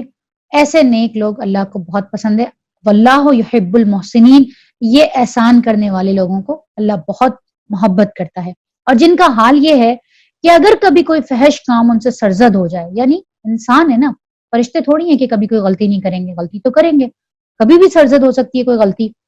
اور کوئی بھی گناہ ان سے ہو جاتا ہے تو وہ اپنے اوپر ظلم کر بیٹھتے ہیں، تو فوراً اللہ کو ان کو یاد آ جاتا ہے اور وہ فوراً اللہ سے اپنے قصوروں کی معافی چاہتے ہیں۔ یعنی گناہ ہو جانا، غلطی ہو جانا، یہ آدم کی اولاد ہونے کی نشانی ہے، لیکن اس غلطی کے اوپر اکڑ جانا، جس طرح شیطان نے کہا کہ بس اب میں تو انکار کر دیا اور اب میں تو اس کی پوری نسل کو ہی اجاڑ کے رکھ دوں گا، مجھے مہلت دے، یعنی اپنی غلطی کی معافی مانگنے کے بجائے اور مزید اس کے اندر مہلت مانگنا، یہ ابن شیطان کی نشانی ہے۔ ہماری کیا نشانی ہونی چاہیے کہ غلطی آدم سے بھی ہوئی تھی، پہلے اس سٹیپ پہ ہوئی تھی، لیکن آدم نے کیا کہا؟ ربنا ظلمنا انفسنا وان لم تغفر لنا وترحمنا لنکونن من الخاسرین، کہ اللہ میں نے ظلم کر دیا، مجھے معاف کر دے، مجھ پہ اپنی رحمت کر دے اور مجھے خسارہ پانے والوں میں مت شامل کر۔ تو جب بھی تم سے غلطی ہو، جب بھی تم سے کوئی گناہ سرزد ہو جائے، تو وہ فوراً تمہیں اللہ یاد آ جانا چاہیے اور فوراً سے معافی مانگنے میں دیر مت کرو، کیونکہ اللہ کے سوا اور کون ہے جو گناہ معاف کر سکتا ہے، اور وہ دیدہ اور دانستہ اپنے کیے پر اصرار نہیں کرتے۔ یعنی دیکھیں، شیطان نے جب انکار کیا تو کیا کہا؟ اس کی وجہ سے تو نے مجھے گمراہ کیا، اور اس نے اللہ پر الزام دھر دیا کہ تو نے مجھے گمراہ کیا ہے، اس کی وجہ سے کیا ہے اور تو نے کیا ہے۔ یعنی اس نے اپنی جو نافرمانی تھی، جو اپنا انکار تھا، جو اپنا تکبر تھا، اس کو اس نے کسی کھاتے میں نہیں لایا نا، اور بلکہ دوسروں پہ رکھ دیا۔ تو اللہ تعالیٰ نے کیا کہا کہ تمہارا یہ رویہ نہیں ہونا چاہیے، ہم سے کوئی غلطی ہو جائے تو ہم یہ نہ کہیں اس کی وجہ سے یہ ہوا ہے، اس نے یہ کیا تھا تو میں نے یہ کیا تھا۔ جس کو معافی مانگنی ہوتی ہے وہ یہ کہتا ہے، غیر مشروط طریقے سے معافی مانگتا ہے، ہاں بس مجھ سے غلطی ہوئی، میری کوتاہی تھی، میری کمزوری تھی، مجھ سے یہ ہوا، میں معافی مانگتا ہوں۔ معافی کا یہی طریقہ قابل قبول ہے، حجتیں لگا کر دوسروں کے اوپر الزام دھر کر معافی مانگنا، اس معافی کا کوئی فائدہ نہیں ہوتا۔ تو اللہ کہتا ہے وہ جان بوجھ کر اپنے کیے پر اصرار نہیں کرتے، ایسے لوگوں کی جزا ان کے رب کے پاس یہ ہے کہ وہ ان کو معاف کر دے گا۔ اللہ کا وعدہ ہے کہ جو لوگ بغیر حل حجت کیے اللہ سے معافی مانگ لیتے ہیں گناہ کے بعد یا غلطی کے بعد، تو اللہ ان کو معاف کر دے گا اور ایسے باغوں میں انہیں داخل کرے گا جن کے نیچے نہریں بہتی ہوں گی اور وہ وہاں ہمیشہ رہیں گے۔ کیسا اچھا بدلہ ہے نیک عمل کرنے والوں کے لیے۔ اللہم ربنا جلنا منہم، اللہم ربنا جلنا منہم، اللہ ہمیں بھی ان لوگوں میں شامل فرمائے، آمین یا رب العالمین۔ تم سے پہلے بہت سے دور گزر چکے ہیں، زمین میں چل پھر کر دیکھ لو ان لوگوں کا کیا انجام ہوا جنہوں نے اللہ کے احکامات کو جھٹلایا۔ یہ لوگوں کے لیے ایک صاف اور صریح تنبیہ ہے، جو اللہ سے ڈرتے ہیں ان کے لیے ہدایت اور نصیحت ہے۔ دل شکستہ نہ ہو، غم نہ کرو، تم ہی غالب رہو گے اگر تم مومن ہو۔ دیکھیں اللہ تعالیٰ کیا کہہ رہا ہے، غالب تمہیں ہی رہنا ہے، شرط ایک ہی ہے، کوالٹی ایک ہی ہونی چاہیے، اگر تم مومن ہو۔ اس وقت اگر تمہیں چوٹ لگی ہے، یہ جنگ احد کے بعد کی آیات ہیں، اس وقت تمہارے 70 حفاظ شہید ہو گئے، تو ایسی ہی چوٹ تمہارے مخالف فریق کو جنگ بدر میں لگ چکی ہے، ان کے بھی 70 لوگ شہید ہو چکے تھے جنگ بدر کے اندر۔ یہ تو زمانے کے نشیب و فریز ہیں جنہیں ہم لوگوں کے درمیان گردش کرتے رہتے ہیں۔ تم پر یہ وقت اس لیے لایا گیا کہ اللہ دیکھنا چاہتا تھا کہ تم میں سچے مومن کون ہیں، اور ان لوگوں کو چھانٹ لینا چاہتا تھا جو واقعی سیدھے راستے کے گواہ ہوں، کیونکہ ظالم لوگ اللہ کو پسند نہیں۔ یہاں پہ کیا ہوا تھا کہ جنگ احد کے اندر جب یہ لوگ کسی مقام پر پہنچے تو جو عبداللہ بن ابی تھا وہ اپنے 300 لوگوں کو لے کر نکل گیا تھا، پلٹ گیا تھا واپس نا، شامل تو ہو گیا تھا، باہر تک بھی آ گیا جنگ احد کے راستے تک آ کے، اور پھر اس نے کیا کہا کہ مجھے تو لگ رہا ہے کہ ہم نے غلطی کی ہے یہاں پر آ کر، اور ان لوگ کا تو لشکر بہت زیادہ بڑا ہوگا اور ہم تو ان کا مقابلہ نہیں کر سکیں گے، اور یہ اس نے پلاننگ کی تھی۔ کیوں؟ اس نے یہ سوچا کہ جب میں بیچ میں سے آدھے لوگ لے کر نکل جاؤں گا تو جو لوگ وہاں رہیں گے ان کے بھی حوصلے ٹوٹ جائیں گے۔ تو اللہ تعالیٰ نے کہا کہ ظالم لوگ تو اللہ کو پسند ہی نہیں ہے، وہ اس آزمائش کے ذریعے سے مومنوں کو الگ چھانٹ کر کافروں کی سرکوبی کر دینا چاہتا تھا۔ کیا تم نے سمجھ رکھا ہے کہ یوں ہی جنت میں چلے جاؤ گے؟ پھر دوبارہ سے وہی سوال کہ ام حسبتم ان تدخلوا الجنہ، کیا تم نے یہ سمجھ رکھا ہے کہ تم جنت میں ایسے ہی چلے جاؤ گے؟ حالانکہ ابھی تو اللہ تعالیٰ نے یہ دیکھا ہی نہیں کہ تم میں وہ کون لوگ ہیں جو اس کی راہ میں جانیں لڑانے والے اور اس کی خاطر صبر کرنے والے ہیں۔ تم تو موت کی تمنائیں کر رہے تھے، مگر یہ اس وقت کی بات تھی جب تم نے موت دیکھی نہیں تھی، موت تمہارے سامنے نہیں آئی تھی، لو اب وہ تمہارے سامنے آ گئی اور تم نے اس کو آنکھوں سے دیکھ لیا۔ محمد صلی اللہ علیہ وسلم اس کے سوا کچھ بھی نہیں کہ بس وہ ایک رسول ہے، ان سے پہلے اور رسول بھی گزر چکے، پھر کیا وہ مر جائیں یا قتل کر دیے جائیں تو کیا تم الٹے پیر پھر جاؤ گے؟ یہ اس بات کی بات ہے کہ جب اللہ کے رسول صلی اللہ علیہ وسلم کے بارے میں یہ افواہ اڑ گئی کہ ان کو شہید کر دیا گیا تو بہت بڑی تعداد کے اندر مسلمان فوراً بھاگ لیے، تو اس کے اوپر یہ آیت آئی کہ اگر ابھی تو چلو نہیں شہید ہوئے تھے لیکن وہ تو ایک انسان ہے، انہوں نے مرنا بھی ہے، اور اگر وہ شہید کر دیے گئے یا وہ مر گئے یا قتل کر دیے جائیں گے تو تم کیا کرو گے؟ الٹے پاؤں پھر جاؤ گے؟ یعنی تمہیں اس وقت کیا کرنا چاہیے تھا کہ اگر تمہیں یہ خبر مل بھی گئی تھی کہ محمد صلی اللہ علیہ وسلم شہید ہو گئے تو تم لڑتے تو صحیح، تم پیٹ پھیر کر بھاگ لیے وہاں سے۔ یہ اس کے اوپر تنبیہ کی گئی ہے، اور یہ وہی آیت ہے کہ جب اللہ کے رسول صلی اللہ علیہ وسلم کو جب ان کا سچ مچ میں وصال ہوا اور حضرت عائشہ نے باہر آ کے آواز لگائی مسجد کے دروازے کے اوپر کہ اللہ کے رسول صلی اللہ علیہ وسلم جا چکے ہیں، تو حضرت عمر جو تھے وہ ایک دم اپنی تلوار نکال کے کھڑے ہوئے اور انہوں نے کہا کہ اگر کسی نے کہا کہ محمد صلی اللہ علیہ وسلم کا انتقال ہو چکا ہے تو میں اس کو उस तलवार से उसका सर काट दूंगा। मोहम्मद सल्लल्लाहु अलैहि वसल्लम कहीं पे भी नहीं गए, वो अल्लाह से मिलने गए हैं और थोड़ी देर में वापस आ जाएंगे। तो उस वक्त हजरत अबू बकर सिद्दीक रज़ी अल्लाह ताला अन्हु जो जान चुके थे कि हाँ ये वक्त अल्लाह के रसूल की वफात का वक्त है, वो उठे और उन्होंने ये वाली आयत तिलावत की कि फिर क्या, अगर मोहम्मद सल्लल्लाहु अलैहि वसल्लम इसके सिवा कुछ भी नहीं, बस एक रसूल हैं, उनसे पहले भी और भी रसूल गुजर चुके हैं, फिर क्या वो मर जाएं या कत्ल कर दिए जाएं तो तुम लोग उल्टे पांव फिर जाओगे? याद रखो, जो उल्टे पांव फिरेगा वो अल्लाह का कुछ नुकसान ना करेगा। अलबत्ता जो अल्लाह के शुक्रगुजार बंदे बनकर रहेंगे उन्हें उसकी जजा देगा। हजरत अबू बकर सिद्दीक ने ये तिलावत की और कहा, फिर उसके बाद ये खुतबा दिया कि जो कोई मोहम्मद की पूजा करता था वो जान ले कि मोहम्मद वफात पा चुके हैं, और जो कोई अल्लाह की इबादत करता था, अल्लाह को मानता है, वो जान ले कि अल्लाह को मौत नहीं आने वाली। तो हजरत उमर जो है वो अपनी तलवार गिरा दी, उनके हाथ से तलवार गिर गई और वो जमीन पे बैठकर रोने लगे। यानी उनको फिर एकदम एहसास हुआ कि हाँ अल्लाह ने खुद ने भी ये बात कही हुई है कि मोहम्मद जो है वो उनको भी एक दिन वापस जाना है। यहाँ पे भी अल्लाह ताला ने क्या कहा कि कोई जीरू अल्लाह के इज़्न के बगैर नहीं मर सकता, मौत का वक्त तो लिखा हुआ है। जो शख्स सवाब दुनिया के इरादे से काम करेगा उसको हम दुनिया ही में दे देंगे, और जो सवाब आखिरत के इरादे से काम करेगा वो आखिरत में सवाब पाएगा, और शुक्र करने वालों को हम उनकी जजा जरूर अता करेंगे। इससे पहले कितने ही नबी ऐसे गुजर चुके हैं जिनके साथ मिलकर बहुत से खुदा परस्तों ने जंग की। अच्छा, एक और चीज यहाँ पे नोट कर लें कि जो शख्स सवाब दुनिया के इरादे से काम करेगा उसको हम बस दुनिया ही में दे देंगे। हदीस से पता चलता है कि जहन्नुम की जो आग होगी, ये गौर से सुनिएगा, हदीस बड़ी अहम हदीस है। बहुत सारे अल्लाह ताला हमारे दिलों को बिल्कुल साफ रखे, इखलास डाले हमारे दिलों के अंदर नेकियों के मामले में। कि अल्लाह के रसूल सल्लल्लाहु अलैहि वसल्लम ने फरमाया कि जो जहन्नुम की आग भड़काई जाएगी वो जिन 3 लोगों से भड़काई जाएगी, उनमें एक शख्स होगा शहीद, एक शख्स होगा कारी, और एक शख्स होगा आलिम। ये किसी काफिर से नहीं भड़काई जाएगी, भड़काने की बात हो रही है। स्टार्ट जो लिया जाएगा जहन्नुम की आग का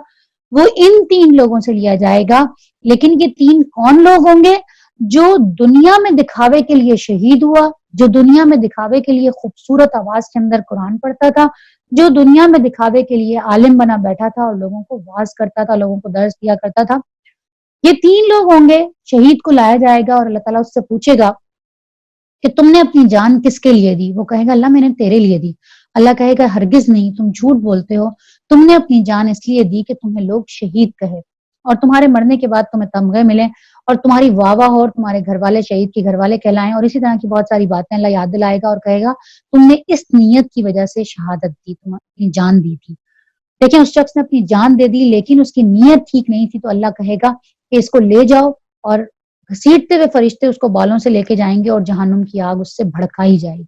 फिर उसके बाद एक कारी को लाया जाएगा और अल्लाह ताला उससे कहेंगे बहुत खूबसूरत आवाज में कुरान पढ़ा करते थे, किस नीयत से पढ़ते थे? वो कहेगा अल्लाह मैं तेरे लिए पढ़ता था, तुझे खुश करने के लिए। अल्लाह कहेगा तुम झूठ बोलते हो, तुमने इसलिए पढ़ते थे कि तुम्हारा लोग वाह वाह करें और लोग तुमसे खुश हों और तुम्हारा नाम रोशन हो और हर जगह तुम्हारे नाम का डंका बजे। ये सारी नीयत तुम्हारी थी, ये पूरी हो चुकी, तुम्हारे मरने के बाद भी लोग तुम्हारी वाह वाह करते रहे, जो नीयत थी वो पूरी हो चुकी। और फिर फरिश्तों को हुक्म होगा कि इसको घसीटते हुए बालों से ले जाओ और जहन्नुम की आग भड़काओ। तीसरे शख्स को लाया जाएगा जो आलिम होगा, कुरान का इल्म रखने वाला होगा, लोगों को वाज दिया करता होगा। अल्लाह उससे पूछेगा कि तुम्हारे वाज का बहुत चर्चा था, लोग तुम्हारी बड़ी वाह वाह करते थे, किस नीयत से तुमने ये इल्म सीखा और लोगों को सिखाते थे बैठकर? वो कहेगा अल्लाह मैं तेरे लिए करता था। अल्लाह कहेगा तू झूठ कहता है, तेरी नीयत ये थी कि तेरा नाम हो और लोग दूर दूर से तुझे सुनने के लिए आए और तेरी वाह वाह हो। ये हो चुका, तेरी नीयत का फल तुझे मिल चुका, लोग बहुत दूर दूर से तेरे पास आते थे और तेरा एक बड़ा चर्चा रहता था, ये तुझे इसका सिला मिल चुका जो तेरी नीयत थी। फिर फरिश्तों को हुक्म होगा कि इसको बालों से घसीटते हुए ले जाओ और जहन्नुम की आग भड़काओ। तो अल्लाह कहता है जो शख्स सवाब दुनिया के इरादे से काम करेगा उसको हम दुनिया में ही दे देंगे, और जो सवाब आखिरत के इरादे से काम करेगा वो आखिरत में सवाब पाएगा, और शुक्र करने वालों को हम उसकी जजा जरूर देंगे। तो याद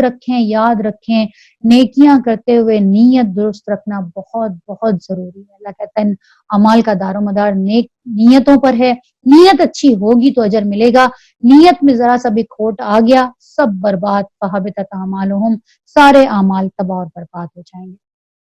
अल्लाह फरमाता है इससे पहले कितने ही नबी ऐसे गुजर चुके हैं जिनके साथ मिलकर बहुत से खुदा परस्तों ने जंग की, अल्लाह की राह में जो मुसीबतें उन पर पड़ी उनसे वो दिल शिकस्ता नहीं हुए, انہوں نے کمزوری نہیں دکھائی، وہ باطل کے آگے سرنگوں نہیں ہوئے، ایسے ہی صابر لوگوں سے اللہ محبت کرتا ہے۔ کون آ گئے؟ ایک اور صفت آ گئی جن سے اللہ محبت کرتا ہے، واللہ یحب الصابرین۔ اپنی اس لسٹ کے اندر ایڈ کر لیں جن سے اللہ محبت کرتا ہے، اللہ صبر کرنے والوں سے محبت کرتا ہے۔ ٹھیک ہے، ان کی دعا بس یہ تھی کہ اے ہمارے رب، ہماری غلطیوں اور کوتاہیوں سے درگزر فرما، ہمارے کام میں تیرے حدود سے جو کچھ تجاوز ہو گیا ہے، یعنی ہم جو زیادتی کر دی ہم نے، اسے معاف کر دے اور ہمارے قدم جما دے اور کافروں کے مقابلے میں ہماری مدد کر۔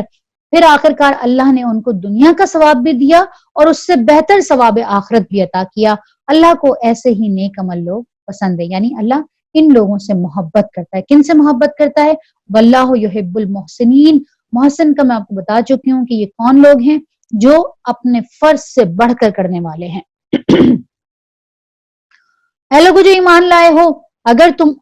ان لوگوں کے اشاروں پر چلو گے جنہوں نے کفر کی راہ اختیار کی ہے تو وہ تم کو الٹا پھیر کر لے جائیں گے اور تم نامراد ہو جاؤ گے۔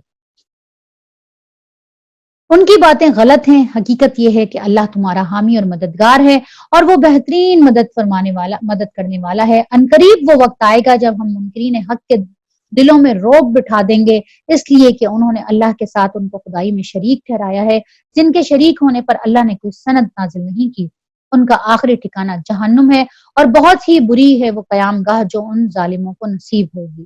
اللہ نے تائید اور نصرت کا جو وعدہ تم سے کیا تھا تو وہ تو اس نے پورا کر دیا۔ ابتدا میں اس کے حکم ہی سے تو تم ان کو قتل کر رہے تھے، مگر جب تم نے کمزوری دکھائی اور اپنے کام میں باہم اختلاف کیا اور جو ہی وہ چیز اللہ نے تمہیں دکھائی جس کی محبت میں تم گرفتار تھے، یعنی مال غنیمت، تم اپنے سردار کے حکم کی خلاف ورزی کر بیٹھے۔ یہ جنگ احد کا نقشہ پیش کیا جا رہا ہے۔ لوگوں نے کہا کہ اللہ نے تو یہ کہا تھا کہ 5000 فرشتے آئیں گے اور 3000 فرشتے آئیں گے، تو یہ ہمارے ساتھ کیا ہوا؟ تو اللہ نے کہا کہ اللہ نے تو وعدہ پورا کیا تھا، اور جو شروع میں تم ان کو قتل کر رہے تھے تو وہ اللہ کی مدد سے ہی کر رہے تھے، لیکن جب معاملہ بگڑا تو کب بگڑا؟ جب تم نے کمزوری دکھائی اور اس بات میں اختلاف کیا جو تمہارے سردار نے تمہیں کھڑا کیا تھا۔ تم نے جیسے ہی مال غنیمت دیکھا تم چھوڑ کے بھاگ لیے، اور اس لیے کہ تم میں سے کچھ لوگ دنیا کے طالب تھے اور کچھ آخرت کی خواہش رکھتے تھے، تب اللہ نے تمہیں کافروں کے مقابلے میں پسپا کر دیا تاکہ تمہاری آزمائش کرے۔ اور حق یہ ہے کہ اللہ نے پھر بھی تمہیں معاف کر دیا، کیونکہ مومنوں پر اللہ بڑی نظر عنایت رکھتا ہے۔ یعنی تم نے غلطی تو بہت بڑی کی تھی، اپنے رسول کو بھی چھوڑ کے تم آ گئے تھے اور تم نے اس کی بات بھی نہیں مانی تھی، اس کے باوجود اللہ نے تمہیں معاف کر دیا۔ یاد کرو جب تم بھاگے چلے جا رہے تھے، کسی کی طرف پلٹ کر دیکھنے کا ہوش تک تمہیں نہیں تھا اور رسول تمہیں پیچھے سے پکار رہا تھا۔ اللہ کے رسول اوپر وہاں احد کے پہاڑ کے اوپر سے آوازیں لگا رہے تھے، لوگ سمجھے کہ شہید ہو گئے اور لوگ بھاگ رہے تھے کہ بس محمد صلی اللہ علیہ وسلم شہید ہو گئے، اب تو کچھ بھی نہیں بچا، بس اپنی جان بچاؤ۔ اور پیچھے سے اللہ کے رسول آوازیں لگا رہے تھے کہ میں زندہ ہوں، میں یہاں پہ ہوں، لیکن وہ آوازیں نہیں سن رہے تھے۔ اس وقت تمہاری اس روش کا بدلہ اللہ نے تمہیں یہ دیا کہ تم کو رنج پہ رنج دیے، تاکہ آئندہ کے لیے تمہیں یہ سبق ملے کہ جو کچھ تمہارے ہاتھ سے جائے یا جو مصیبت بھی تم پر نازل ہو اس پر تم ملول نہ ہو۔ یعنی تمہیں اتنا پھر اللہ تعالیٰ نے، تم نے جب نافرمانی کی اور اپنے رسول کو بھی تنہا چھوڑ دیا تو پھر یہ اللہ کی طرف سے تمہاری آزمائش تھی۔ اللہ تمہارے سب اعمال سے باخبر ہے، اور اس غم کے بعد پھر اللہ نے تم میں سے کچھ لوگوں پر ایسی اطمینان کی سی حالت طاری کر دی۔